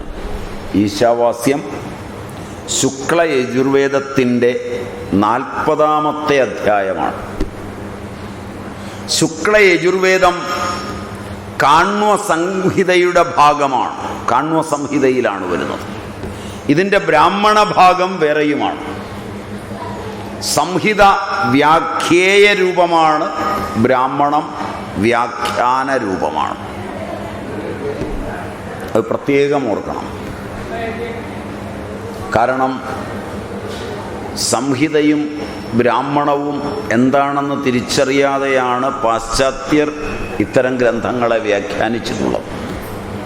അതുകൊണ്ട് തന്നെ സംഹിതയോടുള്ള എതിർപ്പാണ് ഉപനിഷത്ത് എന്ന് പോൾഡോസൻ, കാളിയാസ്പഡ്സ് മുതലായവരൊക്കെ പറഞ്ഞിട്ടുണ്ട്. അത് വെച്ചാണ് ഇന്ന് സന്യാസിമാരും ആചാര്യന്മാരും ഉപനിഷത്തുകളെ പഠിപ്പിക്കുന്നത്. അതുകൊണ്ടാണ് ഇന്നുള്ളവർക്ക് ഇതുകൊണ്ട് ശാന്തി കിട്ടാതെ വരുന്നത്. പാശ്ചാത്യൻ പണ്ഡിതനാണെന്നും അവൻ പഠിച്ച വഴിയെ പഠിച്ചാൽ സുഖം കിട്ടുമെന്നും അത് അക്കാഡമിക് പഠനത്തിന് നല്ലതാണെന്നുമുള്ള ഒരു ധാരണയിൽ ആധുനിക വിദ്യാസങ്കേതം സാമ്പ്രദായികത്വത്തിൽ നിന്ന് മാറി മറിഞ്ഞിട്ടുണ്ട്. എല്ലാ ആധുനിക വ്യാഖ്യാനങ്ങളും എടുത്താൽ കാളിയാസ്പേർട്സിനെയും മാക്സ് മുള്ളറെയും പോൾഡോസനെയും ഹ്യൂമിനെയും ഒക്കെ ഉദ്ധരിച്ചുകൊണ്ടാണ് ഉപനിഷത്ത് പഠനങ്ങൾ നടക്കുന്നത്. സാമ്പ്രദായിക തഥ്യയിലല്ല. അതിൻ്റെ അപകടം അടിസ്ഥാനത്തിൽ തന്നെ സംഹിത, ഉപനിഷത്ത് എന്ന് രണ്ടിടത്ത് സംഹിതയുടെ നിഷേധമാണ് ഉപനിഷത്തെന്നാണ് അവിടെ പഠിക്കുന്നത്. ഭാരതീയ ചിന്തയിൽ സംഹിത വ്യാഖ്യേയ രൂപമാണ്, ബ്രാഹ്മണം വ്യാഖ്യാന രൂപമാണ്. അപ്പം ഇതിൻ്റെ ബ്രാഹ്മണം ശതപഥ ബ്രാഹ്മണമാണ്. അതിൽ അന്തിമമായ അധ്യായം ബൃഹദാരണ്യക ഉപനിഷത്താണ്. അവിടെ രണ്ട് ഉപനിഷത്താണ്, ഈശാവാസ്യവും ബൃഹദാരണ്യകവും. അത് ഈശാവാസ്യത്തിൻ്റെ വിസ്തൃത വിവരണമാണ്. അവിടെ പറഞ്ഞിട്ടുണ്ട്, അതുകൊണ്ടാണ് ഇത് ചേർത്ത് വെക്കാവുന്നത്. ആത്മൈവേദ അഗ്ര ആസീദേകയേവ സോ അകാമയത ജായാമേ സ്യാദഥ പ്രജം പ്രജായേയ അധ വിത്തം മേ സ്യാദഥ കർമ്മ കുർവീയ ഏതാവാന്യനൈച്ച് ജന അതോ ഭൂയോ വിന്ദേത എന്ന് ബൃഹദാരണ്യകം പറയുന്നുണ്ട്. എന്തിനാണ് എനിക്ക് ഭാര്യ? അവിടെ ഒരു ഭാവനയുണ്ട് പഴയ ആളുകൾ.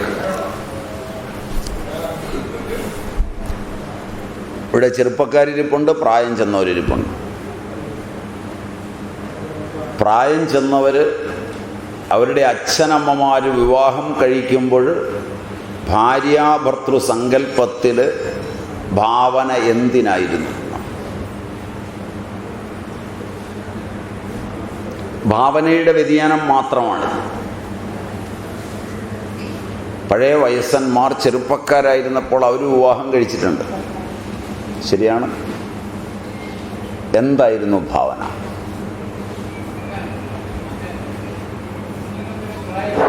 ഇന്ന് വിവാഹം കഴിക്കുന്നുണ്ട്, എന്താണ് ഭാവന?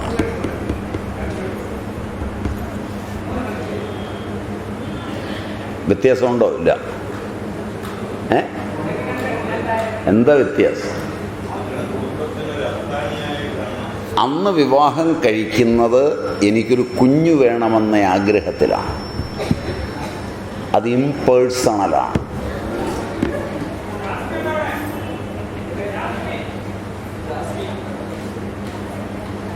അതാണ് ഉപനിഷത്തിലും പറഞ്ഞത്. അഥ ജായാമേ സ്യാദഥ പ്രജാം പ്രജായേയ.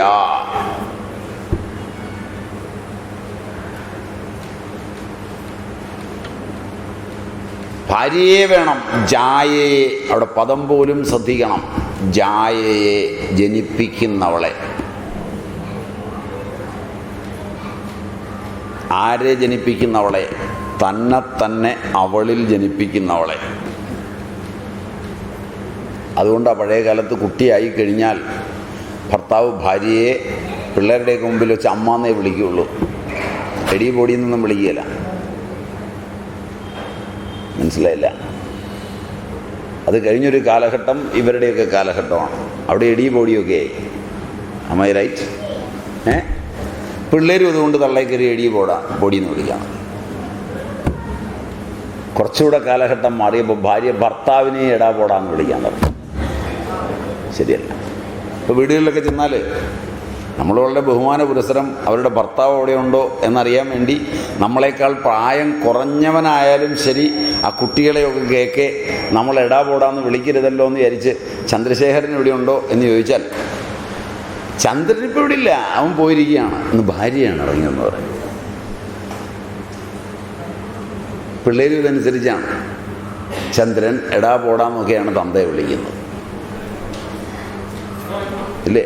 ഒരു പഴയ ചൊല്ലുണ്ടെന്ന് തോന്നുന്നു, അപ്പനെ ഔസേപ്പിയേട്ടാന്ന് വിളിക്കുക എന്ന്, അല്ലേ?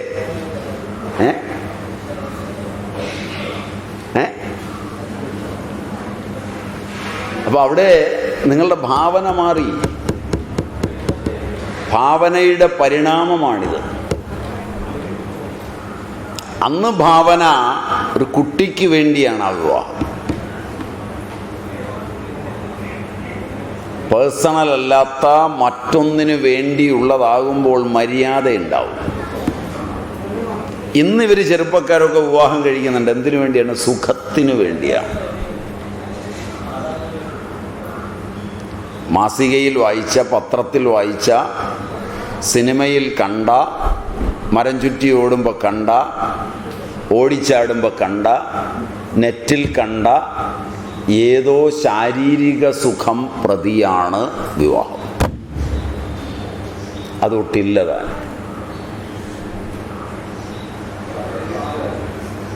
അതുകൊണ്ട് നിത്യമടിയാണ്. ഇവിടെ ഭാവന മാറി. പഴയ കാലത്ത് ഭാവന നന്നായിരുന്നത് കൊണ്ട് ആനന്ദമുണ്ടായി, ആരോഗ്യമുണ്ടായി. ഇന്ന് ഒറ്റ എണ്ണത്തിന് ആരോഗ്യമില്ല. കാരണം ഭാവന മാറിയപ്പോൾ ആരോഗ്യം പോയി. 24 മണിക്കൂറും വികല ഭാവനയായി. കുടുംബം ആരോഗ്യപൂർണമാകുന്നത് ഉത്തമ ഭാവനയിലാണ്. ധനം എന്തിനാ സമ്പാദിക്കുന്നത്? ഇടയ്ക്കിടയ്ക്ക് ഈ സമരമൊക്കെ കാണുമ്പോൾ തികയാഞ്ഞിട്ടാണ്. ഒരുമാതിരി മര്യാദയ്ക്ക് ജീവിച്ച് പോകുമ്പോഴും തികയാഞ്ഞിട്ട് സമരവും ബഹളവും ഒക്കെയാണ്. അതിനും വേണമെങ്കിൽ ലക്ഷങ്ങൾ ചിലവാകും. എന്തിനാണ് ഈ ധനം? പഴയ ആളുകൾ ധനം സമ്പാദിക്കുമ്പോൾ ധനത്തിനൊരു ലക്ഷ്യമുണ്ട്. വിത്തം മേ സ്യാദഥ കർമ്മ കുർവീയ. ഒരു കർമ്മം ചെയ്യാനുണ്ട്, അതിന് പണം വേണം.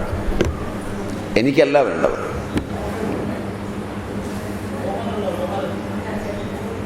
കർമ്മത്തിനിറങ്ങിത്തിരിക്കുമ്പോൾ ധനമില്ലാതെ പറ്റില്ല. ഇനിയിപ്പോൾ അടുത്ത 2 ആഴ്ച നോക്കിക്കൊള്ളുക, എത്ര ബഹളമയമായിരിക്കും. 2005 വരെയുള്ള നോട്ട് പിൻവലിക്കാൻ പോവുകയാണ്. ഐഡൻറ്റിറ്റി കാർഡ് എല്ലാം കൊണ്ടുവന്ന് വേണം ബാങ്കിൽ കൊടുക്കാൻ. സൂക്ഷിച്ചു വെച്ചാൽ 10 ലക്ഷവും 15 ലക്ഷവും ഒക്കെ അങ്ങനെ കൊണ്ട് കൊടുക്കാൻ പറ്റും.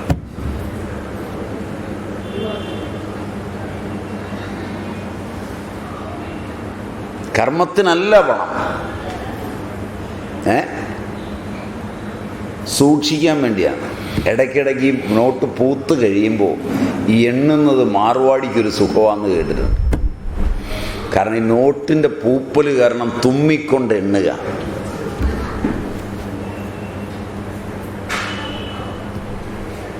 ഒരു ഉപകാരത്തിനുമല്ല.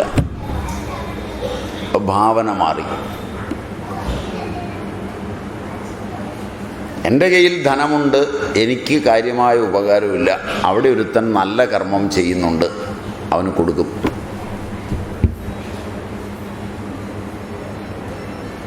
ആ ധനം ലക്ഷ്മി ചാലുവാകും. അപ്പം കർമ്മത്തിനാണ് ധനം. ഇതിനെയാണ് ബൃഹദാരണ്യകം വർണ്ണിച്ചിരിക്കുന്നത്. എല്ലാത്തിലും ബ്രഹ്മഭാവന വച്ച് പുലർത്തുമ്പോഴാണ് ഭാവനയ്ക്ക് ഈ ഭാഗങ്ങളൊക്കെ വരുന്നത്. അതിനു മുമ്പ് ബൃഹദാരണ്യകത്തിൽ സൃഷ്ടിയുടെ വർണ്ണനം ചെയ്തിട്ടുണ്ട്. സദ്വിതീയമൈച്ഛത്, വളരെ കുറച്ചേ പറഞ്ഞിട്ടുള്ളൂ. അതുകൊണ്ട് ഈ പ്രസ്താവം മനുഷ്യാദി സൃഷ്ടിക്കു വേണ്ടി അല്ല.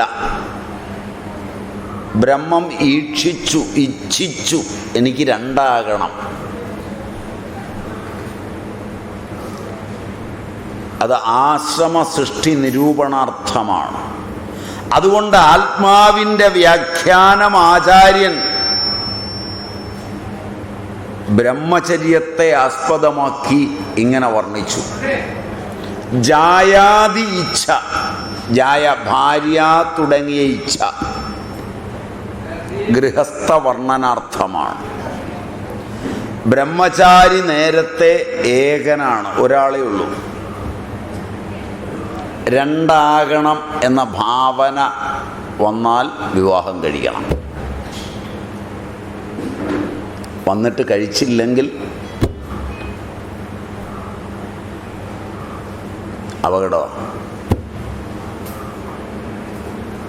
ഗൃഹസ്ഥാശ്രമത്തിലെടുക്കേണ്ട പ്രസവവും കാര്യവും എല്ലാം സന്യാസാശ്രമത്തിൽ എടുക്കേണ്ടി വരും. പിന്നെ ഉത്തരവാദിത്തം ഏൽക്കാൻ ആളില്ലാത്തതുകൊണ്ട് അനാഥാലയമൊക്കെ വേണ്ടി വരും.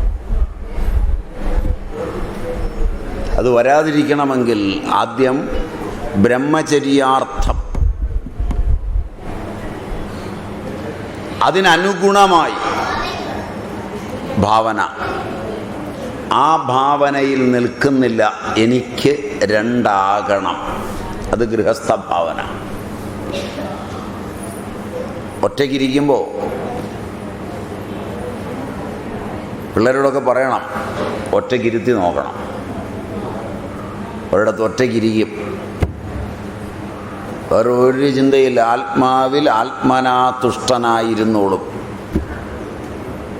കയ്യിലിരിക്കുന്ന മൊബൈൽ എടുത്ത് വെറുതെ യാതൊരു ആവശ്യമില്ലാതെ മറ്റൊരാളെ വിളിക്കുക, മറ്റൊരാളോട് സംസാരിക്കണം തോന്നുക, ഒറ്റയ്ക്കിരിക്കുമ്പോൾ ഭയം തോന്നുക ഒക്കെ ഉണ്ടോ?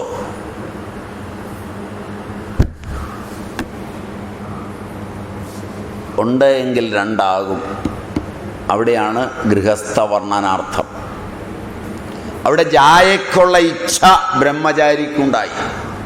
ജായ എന്നാൽ ജനിപ്പിക്കുന്നവൾ, ഭാര്യ. ജായതേ യസ്യാം സ്വയം ദ്വിതീയ ജന്മന ഇതി ജായ എന്ന്. ജനിപ്പിക്കുന്നു. ആരെ ജനിപ്പിക്കുന്നു? പതിയെ പിതാവാക്കി അദ്ദേഹത്തെ തന്നെ തന്നിൽ ഭാര്യ ജനിപ്പിക്കുന്നു. ആത്മാവൈ ജായതേ പുത്ര എന്നിങ്ങനെ വചനമുണ്ട്, ശ്രുതിയുണ്ട്. സ്വയമേവ പുത്രരൂപേണ ജനിക്കുന്നു. വേറെയും ശ്രുതിയിൽ പറയുന്നു, പുത്രേണേവായം ജയ്യോ ലോക കർമ്മണാ പിതൃലോകോ വിദ്യയാ ദേവലോക. ഇതിങ്ങനെ ക്രമമായി വരുന്നുണ്ട്. അതുകൊണ്ടാണ് ഈശാവാസ്യം എന്ന് ഇവിടെ പറഞ്ഞത്. പുത്രനെ കൊണ്ട് ഈ ലോകത്ത് വിജയം പ്രാപ്തമാകുന്നു. തൻ്റെ ആഗ്രഹങ്ങൾ ഇനി സാധിക്കാനുള്ളത് ഭാവന ചെയ്ത പിതാവ് ആ ഭാവനയ്ക്ക് അനുസരണമായ ബീജത്തെ നിക്ഷേപിച്ചപ്പോൾ അതേ ഭാവനയോടുകൂടിയ പത്നി സമഭാവനയുള്ളവരായപ്പോൾ പിതൃപൈതാമഹ സംപ്രാപ്തമായ ഈ ലോകത്തെ ജയിക്കുന്നതിന് പുത്രൻ സമർത്ഥനായിത്തീരുന്നു. അങ്ങനെയാണ് പിതാവ് ചെയ്തത്, തുടർന്നു പോകുന്നത് പുത്രൻ. താതൻ കഴിഞ്ഞാൽ തനയൻ തുടർന്ന് തദ്വൃദ്ധഖണ്ഡം പരിപൂർണമാക്കും. എവിടെയാ? ഉള്ളൂരാണെന്ന് തോന്നുന്നു. ആണോ? കവിത ഉള്ളൂരിൻ്റെ ആണെന്ന് തോന്നുന്നു. പഠിപ്പിക്കുകയും പഠിക്കുകയൊക്കെ ചെയ്തവരല്ലേ. അങ്ങനെയാണ് അത് ക്രമമായി പോരുന്നത്. അപ്പോൾ ഈ ലോകം ജയിക്കാനാണ് പുത്രൻ. അതാണ് ഭാവന. ഇന്നങ്ങനൊരു ഭാവനയില്ല. ഇന്ന് ഭാവനയേ ഇല്ല പിതാവിന്. പുത്രനോട് ചേർത്ത് വെച്ച് ഇത്തരം ഭാവനയൊന്നുമില്ല. ഉത്കണ്ഠയുണ്ട്, ഇവൻ കുരുത്തം കെട്ടവനായി തീരുവോന്ന്. അതാണ് പിന്നെ ഭാവന. അങ്ങനെ തന്നെ ആയിത്തീരുകയും ചെയ്യും.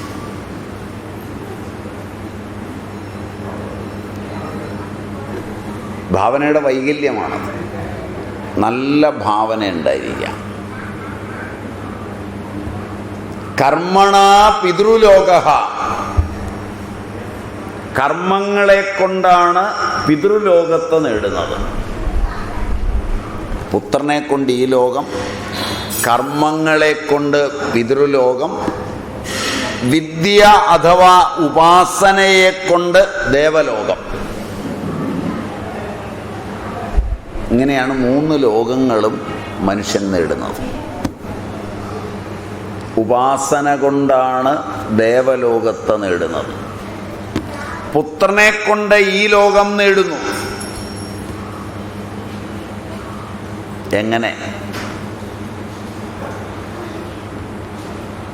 മഹാബലി, രാവണൻ, ഇവരൊക്കെ 3 ലോകങ്ങളും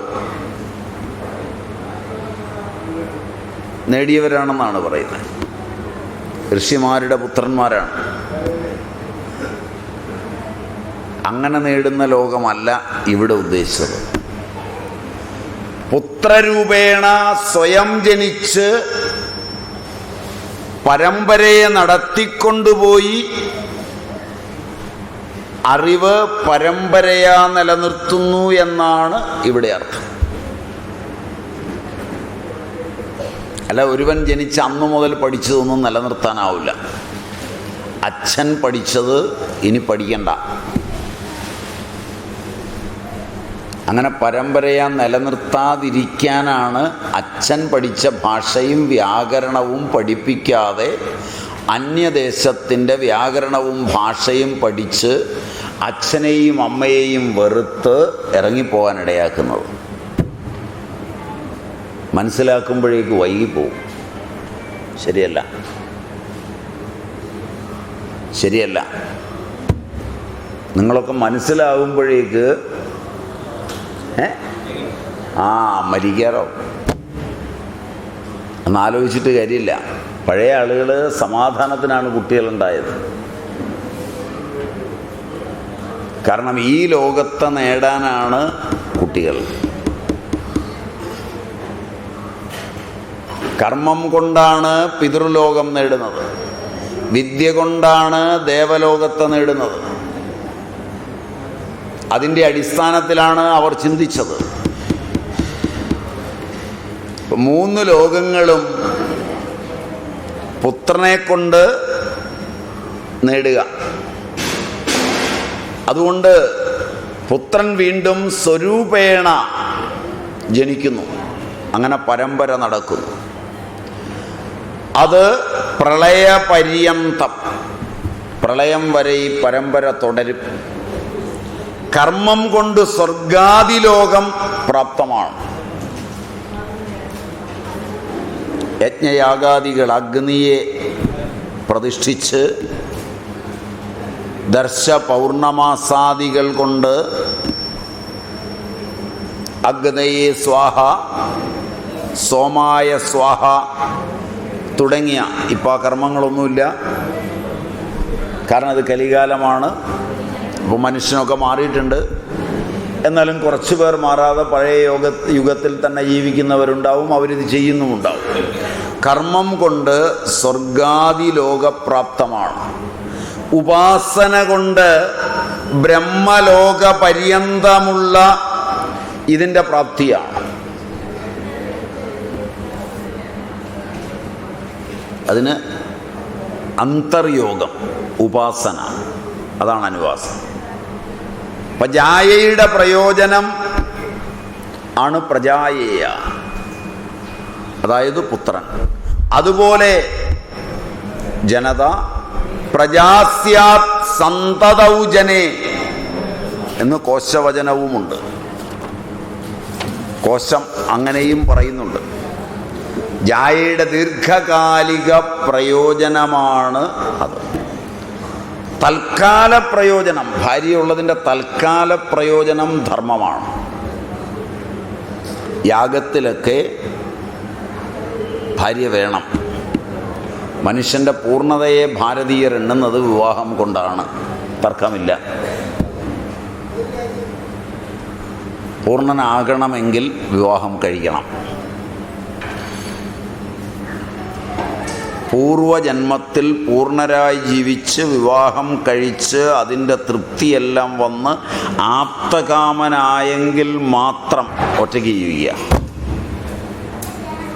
അതിലെന്തോന്നറിയാനുണ്ട്, ഒരാഗ്രഹം ബാക്കി കിടപ്പുണ്ട്, വിവാഹം കഴിച്ചുകൊള്ളുക. ഇപ്പം ദീർഘകാലിക പ്രയോജനം ധർമ്മമാണ്, തൽക്കാല പ്രയോജനം ധർമ്മമാണ്.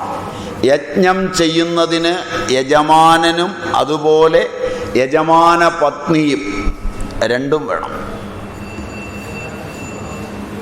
രണ്ടും ഉണ്ടെങ്കിലേ പറ്റൂ.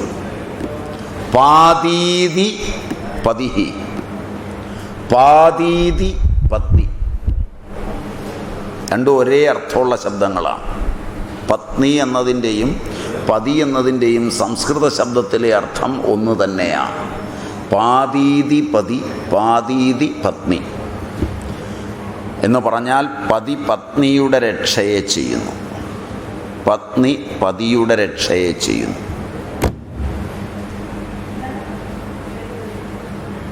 പുറത്തൊക്കെ പോയി നല്ലപോലെ ജോലി ചെയ്ത് അധ്വാനിച്ച് എല്ലാം പെറുക്കി കൂട്ടി വീട്ടിൽ കൊണ്ടിരുന്നു പത്നിയെ രക്ഷിക്കാൻ. അതെല്ലാം അവൾ ആട്ടിക്കൂട്ടി ആഹാരവും കാര്യവും ഒക്കെ ആക്കി വെച്ച് ഇവന് വിളമ്പി കൊടുത്ത് ഇവനെ കഴിപ്പിച്ച് ഇവനെ രക്ഷിക്കുന്നു. അതൊരു വ്യവസ്ഥാപിത സമൂഹത്തിൻ്റെ പഴയ രീതിയാണ്. അത് പരസ്പരം സഹകരിക്കുന്ന പാരസ്പര്യം, ഡയലക്റ്റിക്സ് എന്ന് വിളിക്കും. ഡയലക്റ്റിക്സിന് രണ്ട് തലമുണ്ട്. അത് രണ്ടും ഒരുപോലെ ചേർന്ന് പോകും. കാലം മുന്നോട്ട് പോയപ്പോൾ പുറത്തു പോയി ഉണ്ടാക്കിക്കൊണ്ടിരുന്നവൻ്റെ അഭിമാനം വർദ്ധിച്ചു. അവൻ തീരുമാനമൊക്കെ എടുക്കാൻ തുടങ്ങി. പഴയ കാലത്ത് അവനല്ല തീരുമാനം എടുത്തിരുന്നത്. അവൻ കൊണ്ടുവന്ന് ഇവളുടെ കയ്യിൽ കൊടുക്കും, ഇവൾ തീരുമാനിക്കും. അത് കുറേശ്ശെ കുറയാൻ തുടങ്ങി. ഇവൻ തീരുമാനിക്കാൻ തുടങ്ങി. കാരണം ധനം അവൻ്റെ കയ്യിലാണ്, അവൻ കയ്യിൽ സൂക്ഷിക്കാൻ തുടങ്ങി. അങ്ങനെയൊക്കെ വന്നപ്പോൾ അഭിമാനമൊക്കെ വ്രണപ്പെട്ടു തുടങ്ങി. അപ്പോൾ മറ്റുള്ളവർ ഉപദേശിക്കാൻ തുടങ്ങി, നീയും ജോലി ചെയ്താൽ നിൻ്റെ കൈ നിൻ്റെ തലക്കീലിരിക്കും. ശരിയല്ല. രണ്ടുപേരും ജോലി ചെയ്ത് സമ്പാദിക്കാൻ തുടങ്ങി. വീട്ടിലാളില്ലാതായി.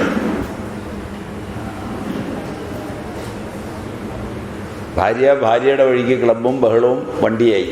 ഭർത്താവിൻ്റെ വഴിക്ക് ക്ലബ്ബും വണ്ടിയും വഴക്കുമായി. കുഞ്ഞുങ്ങളായയുടെ കയ്യിലായി. തള്ളയെ കാണാതെ, തള്ളയുടെ ചൂട് പകരാതെ, ഉറങ്ങാൻ പറ്റാതെ കിടന്ന് വിഷമിക്കുമ്പോൾ പുകയിലയും കഞ്ചാവും ഒക്കെ പിഴിഞ്ഞ് കുഞ്ഞിന് കൊടുക്കാൻ തുടങ്ങി. അങ്ങനെ കുരുത്തം കെട്ടവന്മാരായി. ഇങ്ങനെ സർവത്ര നശൂലം പിടിച്ച ഒരവസ്ഥയിൽ എത്തിച്ചിട്ട് ഇതെല്ലാം സമൂഹത്തിൻ്റെയാണ്, കാലത്തിൻ്റെയാണ് എന്ന് പറഞ്ഞ് ഉത്തരദായിത്വത്തിൽ നിന്ന് നിങ്ങൾ ഒഴിയാനും തുടങ്ങി. Am I right?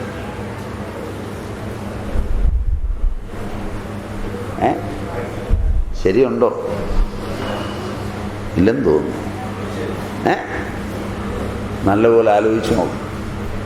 അത് ഇന്ന വഴി വരെ എനിക്കാണ് ചെയ്യാൻ കഴിയുക, നിനക്ക് മരത്തിൽ കയറാനാവില്ല, നിനക്ക് ചക്ക പറിക്കാനാവില്ല, ഞാൻ പറിച്ചുകൊണ്ടിരും. നിനക്ക് കോടാലി എടുത്ത് ചക്ക മുറിക്കാനാവില്ല, നീ മുറിക്കണ്ട.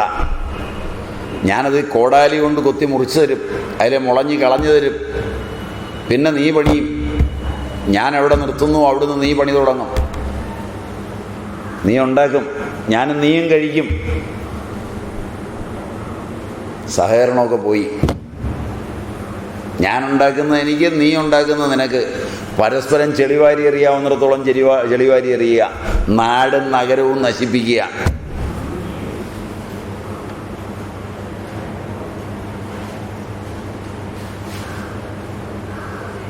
ഇതുവല്ലം പറഞ്ഞാൽ മനസ്സിലാവുമോ?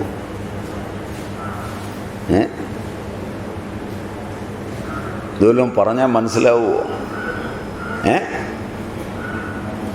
ഇതിനെ അടിസ്ഥാനപ്പെടുത്തിയാണ് വ്യാകരണവും ഭാഷ്യവും ഒക്കെ രൂപപ്പെട്ടത്.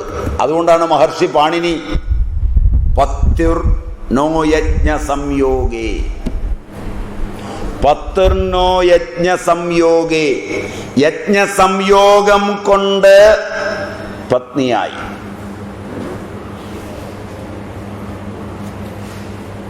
ഒരാൾ മാത്രമായാൽ യജ്ഞം ഉണ്ടാവില്ല. ഇപ്പം കലികാലായതുകൊണ്ട് അങ്ങനെയൊക്കെ നടത്താം. ഭാര്യയില്ലാതെ സന്യസിച്ച് കഴിഞ്ഞാൽ സന്യാസിമാർ യാഗം നടത്തുന്നു. വിധിയൊന്നും അറിയാൻ മേലാത്തതുകൊണ്ടാണ്, ശാസ്ത്രം പഠിക്കാത്തതുകൊണ്ടാണ്. അതിന് ജനങ്ങളൊക്കെ തടിച്ചു കൂടുന്നു. അത് യജ്ഞമൊന്നുമല്ല. അതിനൊക്കെ തടിച്ചു കൂടിയാൽ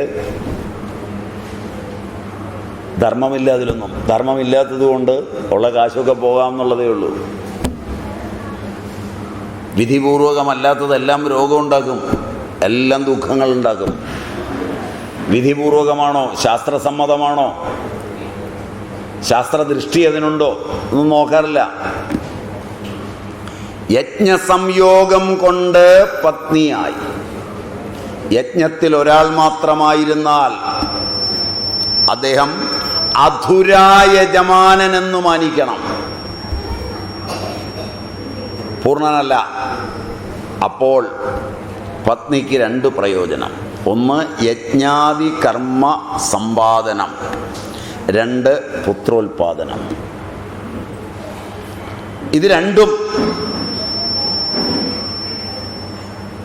വിവാഹത്തിൻ്റെ ഉദ്ദേശ്യമാണ്. ഇനി മറ്റൊരു ശൃംഖല ഈശാവാസ്യം നോക്കാം. അധ വിത്തം മേ സ്യാദഥ കർമ്മ കുർവീയ. ഇനി രണ്ടാമത്തത് നോക്കാം, ധനം. എനിക്ക് ധനം വേണം, അതുകൊണ്ട് കർമ്മങ്ങൾ ചെയ്യണം.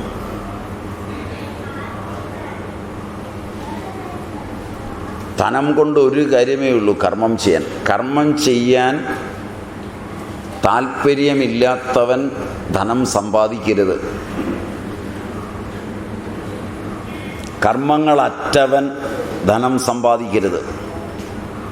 ഇഷ്ടം, പൂർത്തം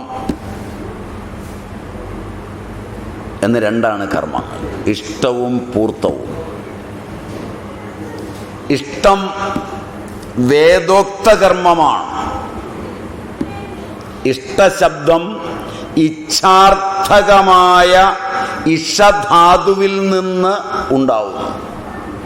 ഇഷ്ടമെന്നാൽ അഭീഷ്ടം. അഭീഷ്ടസാധ്യത്തിനുള്ള കർമ്മങ്ങൾ, യജ്ഞകർമ്മങ്ങൾ. രണ്ടാമത്തത് യജധാതുവിൽ നിന്ന് ഉളവാകുന്നു.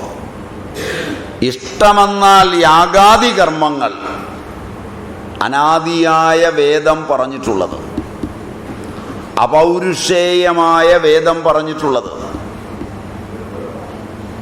അത് വേണ്ട വിധം, വേണ്ട പോലെ, വിധിയാം വണ്ണം ശുദ്ധദ്രവ്യങ്ങൾ ഉപയോഗിച്ച് ചെയ്താൽ 100% ഫലമാണ്. ഇന്നാവില്ല. ഇന്ന് ഒരു ദ്രവ്യവും ശുദ്ധമായി കിട്ടില്ല.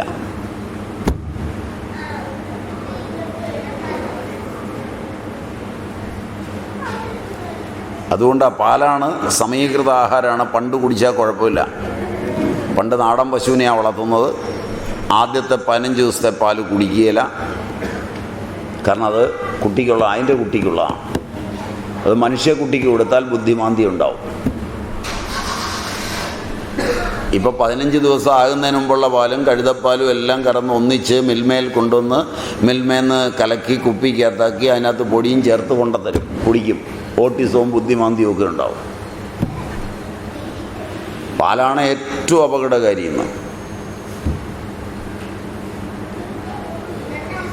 8 മാസം തികയുന്നതിന് മുമ്പ് പശു തൊഴിച്ചു തുടങ്ങും അതിൻ്റെ കുഞ്ഞിനെ. അതിൻ്റെ കുട്ടിയെ കുടിപ്പിക്കില്ല. നാടൻ പശു പ്രസവിച്ച് കറന്ന് കഴിഞ്ഞ് ചനയേറിയാൽ പിന്നെ കറക്കാൻ സമ്മതിക്കില്ല. അതുകൊണ്ട് നാടൻ പശു നഷ്ടമായി. ആര് വഴിയെ പോയാലും കറന്നെടുത്തോളാൻ പറഞ്ഞ് 4 കാലം കവച്ച് നിന്ന് തരുന്ന പശുക്കളെ ഫോറിനിൽ നിന്ന് കൊണ്ടുവന്നു. Am I right? കുട്ടിയും വേണ്ട, കുടിയും വേണ്ട. പ്രസവിച്ചാൽ ഉടനെ കുട്ടിയെ കൊല്ലുക. കുട്ടിയില്ലെങ്കിലും ചെന്ന് നിന്നാൽ മതി, കറന്നോളും. ശരിയല്ല. കറക്കാൻ മനുഷ്യനും വേണ്ട, യന്ത്രം മതി. Is it true? നോ. ഇതിനെ കറന്നെടുക്കുമ്പോൾ പാല് കൂടുതൽ കിട്ടാൻ കോർട്ടിക്കോസ്റ്റീറോയിഡ് ഇഞ്ചക്ഷനും കൊടുത്തു, അല്ലെങ്കിൽ ടാബ്ലറ്റ് കൊടുത്തു, അല്ലെങ്കിൽ അതുപോലുള്ള തീറ്റകൾ വാങ്ങിച്ചു കൊടുത്തു. അതിലെ വിഷാംശം മുഴുവൻ പാലിൽ കയറി. 8 മാസം കഴിയുമ്പോൾ പാലിൽ സ്ത്രീകൾ കുടിച്ചാൽ അവരുടെ ബ്രസ്റ്റിന് ക്യാൻസർ വരുന്ന ഒരു ഘടകം തന്നെ രൂപപ്പെട്ടു.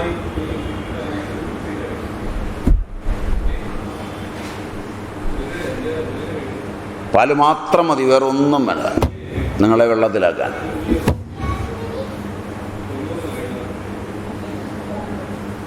ഈ ഘടകം വേർതിരിച്ചെടുത്തിട്ടുണ്ട്.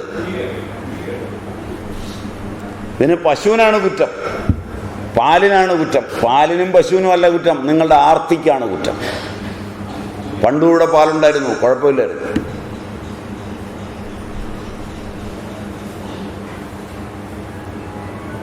അപ്പോൾ ഇവിടെയൊക്കെയാണ് പറ്റുന്നത്. അതുകൊണ്ട് ശുദ്ധദ്രവ്യങ്ങൾ കിട്ടില്ല.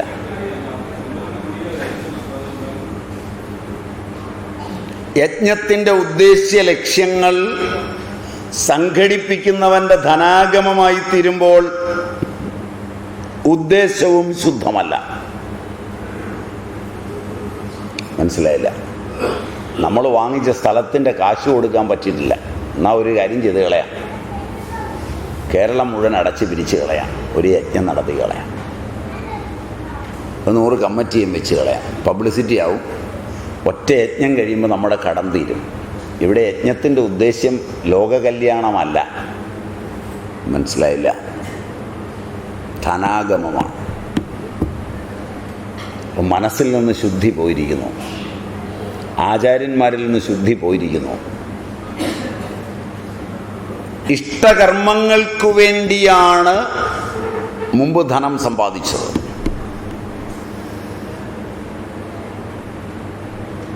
ഇഷ്ടം കഴിഞ്ഞാൽ പൂർത്തമാണ്. യാഗാദി കർമ്മങ്ങൾ അപൗരുഷേയമായ വേദം പറഞ്ഞവ, അതിലൊരിക്കലും ഇളക്കമുണ്ടാവില്ല, പൂർണ്ണമായി സാധ്യമാവും. അവിടെ ആഗ്നേയോ അഷ്ടാകപാല, 8 മൺപാത്രങ്ങളിൽ പാകം ചെയ്ത പുരോടാശം ഹവനാർത്ഥം എഴുതിയിട്ടുണ്ടെങ്കിൽ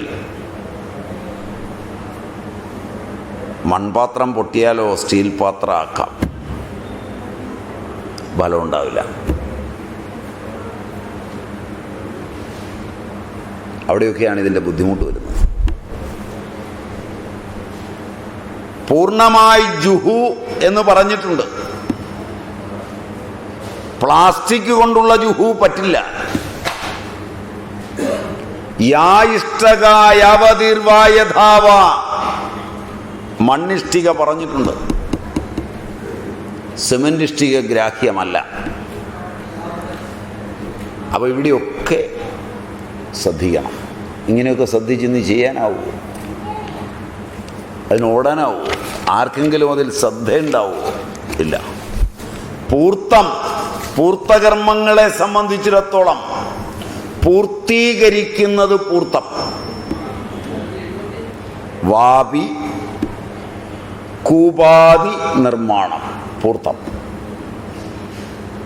വഴിക്കിണറുകൾ ഉണ്ടാക്കുക, കുളം മുതലായവ ഉണ്ടാക്കുക, നാട്ടുകാർക്കൊക്കെ കുളിക്കാൻ കുളം, വെള്ളം സുലഭമായി കിട്ടാൻ. അതിടയ്ക്ക് വിദേശ രാജ്യങ്ങളിൽ നിന്ന് ഇവിടുത്തെ മന്ത്രിമാരൊക്കെ പോയി യാത്രയും കഴിഞ്ഞ് വരുമ്പോൾ എല്ലാ കുളവും മൂടാൻ ഓർഡർ കൊടുക്കും, എല്ലാ കിണറും മൂടാൻ ഓർഡർ കൊടുക്കും. എനിക്ക് തോന്നുന്നു 5 കൊല്ലം മുമ്പ് സകല കിണറും കുളവും മൂടിച്ചു എന്നാണ് തോന്നുന്നത്. am I right?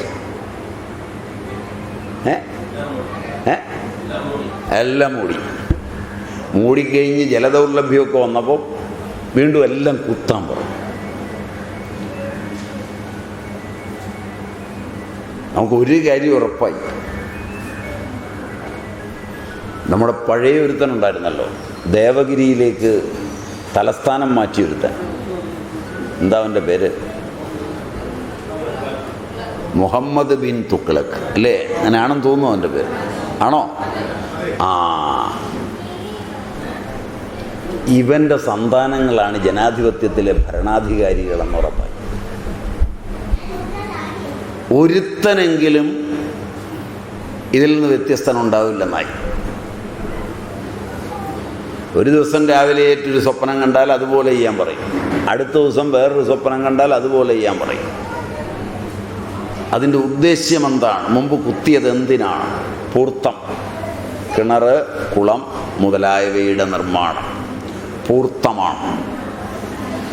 യാത്രക്കാർക്ക് വഴിക്ക് വെള്ളം കുടിക്കാൻ, അതുപോലെ ആശുപത്രികൾ നിർമ്മിക്കുക, വിദ്യാലയാദികൾ നിർമ്മിക്കുക, ഇതൊക്കെ പൂർത്തമാണ്. സഞ്ചരിക്കുന്നതിനുള്ള വാഹനങ്ങൾ ഏർപ്പാടാക്കുക, അതെല്ലാം പൂർത്തമാണ്. ഇവയിൽ ഏകരൂപം ഇല്ല.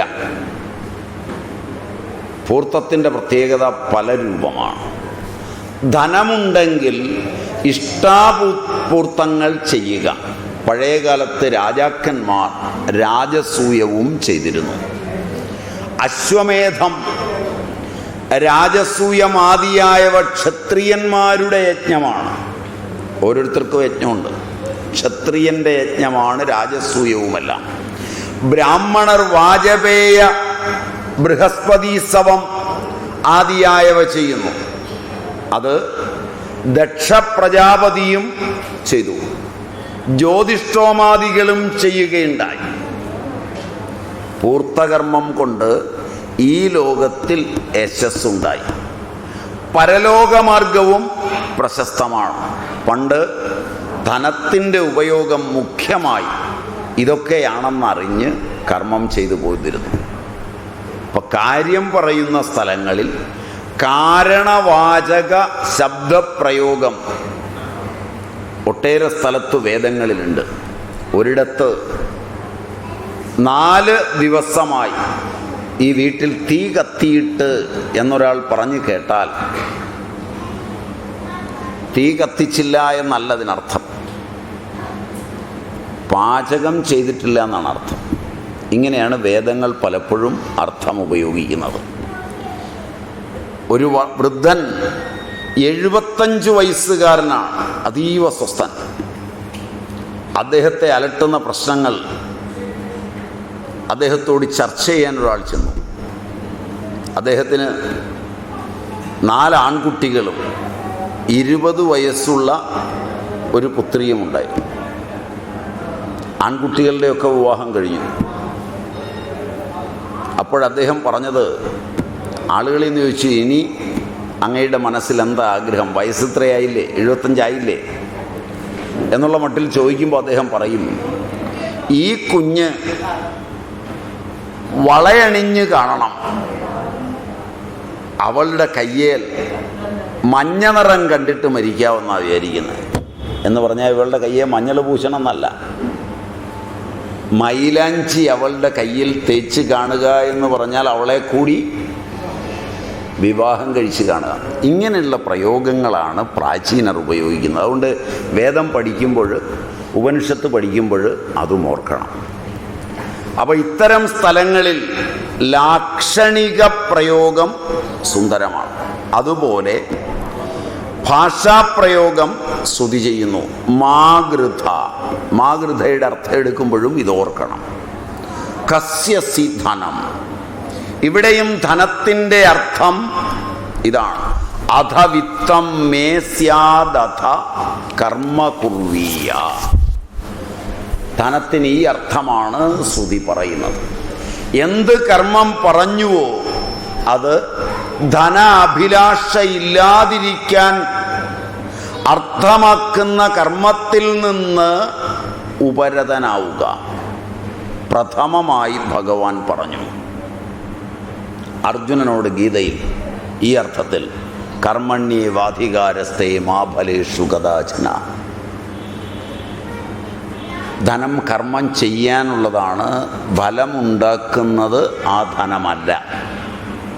അപ്പോൾ പ്രഥമമായി കർമ്മത്തിൽ അധികാരമുണ്ടാവുക, ഫലത്തിലില്ല.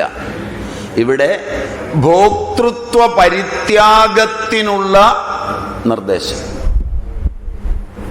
ഞാൻ അനുഭവിക്കുന്നു എന്നതിനെ പരിത്യജിക്കുവാനുള്ള നിർദ്ദേശം. ഇപ്പം കർത്തൃത്വ പരിത്യാഗം, ഭോക്തൃത്വ പരിത്യാഗം. കർത്തൃഭാവവും ഭോക്തൃഭാവവും പരിത്യജിച്ച് കഴിഞ്ഞാൽ മമതയില്ല, വിശ്വമില്ല.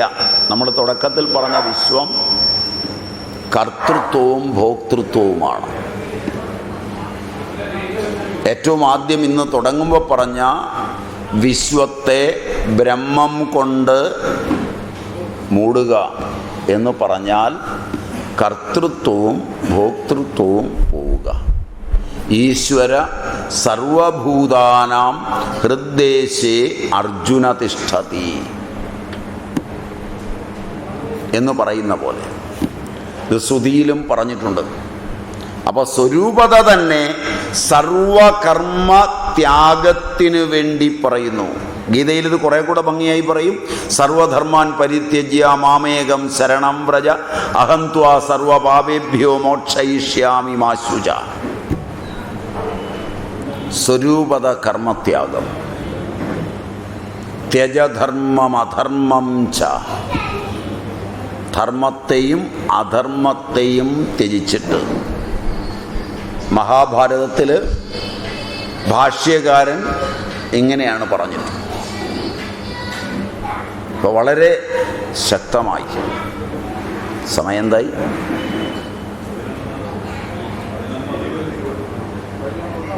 നമുക്ക് അവിടെ തന്നെ നിർത്താം. ബാക്കി അടുത്ത ക്ലാസ്സിൽ എടുക്കാം. ഇന്ന് അവസാനിപ്പിക്കാം. ഈശാവാസ്യം 1-ാം ശ്ലോകം തീരുന്നില്ല. ഒട്ടേറെ തരത്തിലിത് വ്യാഖ്യാനിക്കാം, ശ്രൗതവും സ്മാർത്ഥവുമായി. എല്ലാ വ്യാഖ്യാനങ്ങളിലും ഏതെങ്കിലും ഒരെണ്ണം നിങ്ങൾക്ക് പഥ്യമായാൽ ആ ശാസ്ത്രം പഠിക്കും. അതുകൊണ്ടാണ് ഇതെല്ലാം വിസ്തൃതമായി പറഞ്ഞു പോകുന്നത്. നിങ്ങളുടെ വാസനയ്ക്കനുസരിച്ച് ഏതെങ്കിലും ഒന്നിൽ കുടുങ്ങി കിട്ടിയാൽ സുഖമായി ശാന്തി മന്ത്രത്തോടെ അവസാനിപ്പിക്കാം. ഓം പൂർണ്ണമദ പൂർണ്ണമിദം പൂർണ്ണാത് പൂർണ്ണമുദച്യത്തെ പൂർണ്ണസ്യ പൂർണ്ണമാദായ പൂർണ്ണമേവാവശിഷ്യത്തെ. ഓം ശാന്തി ശാന്തി ശാന്തി.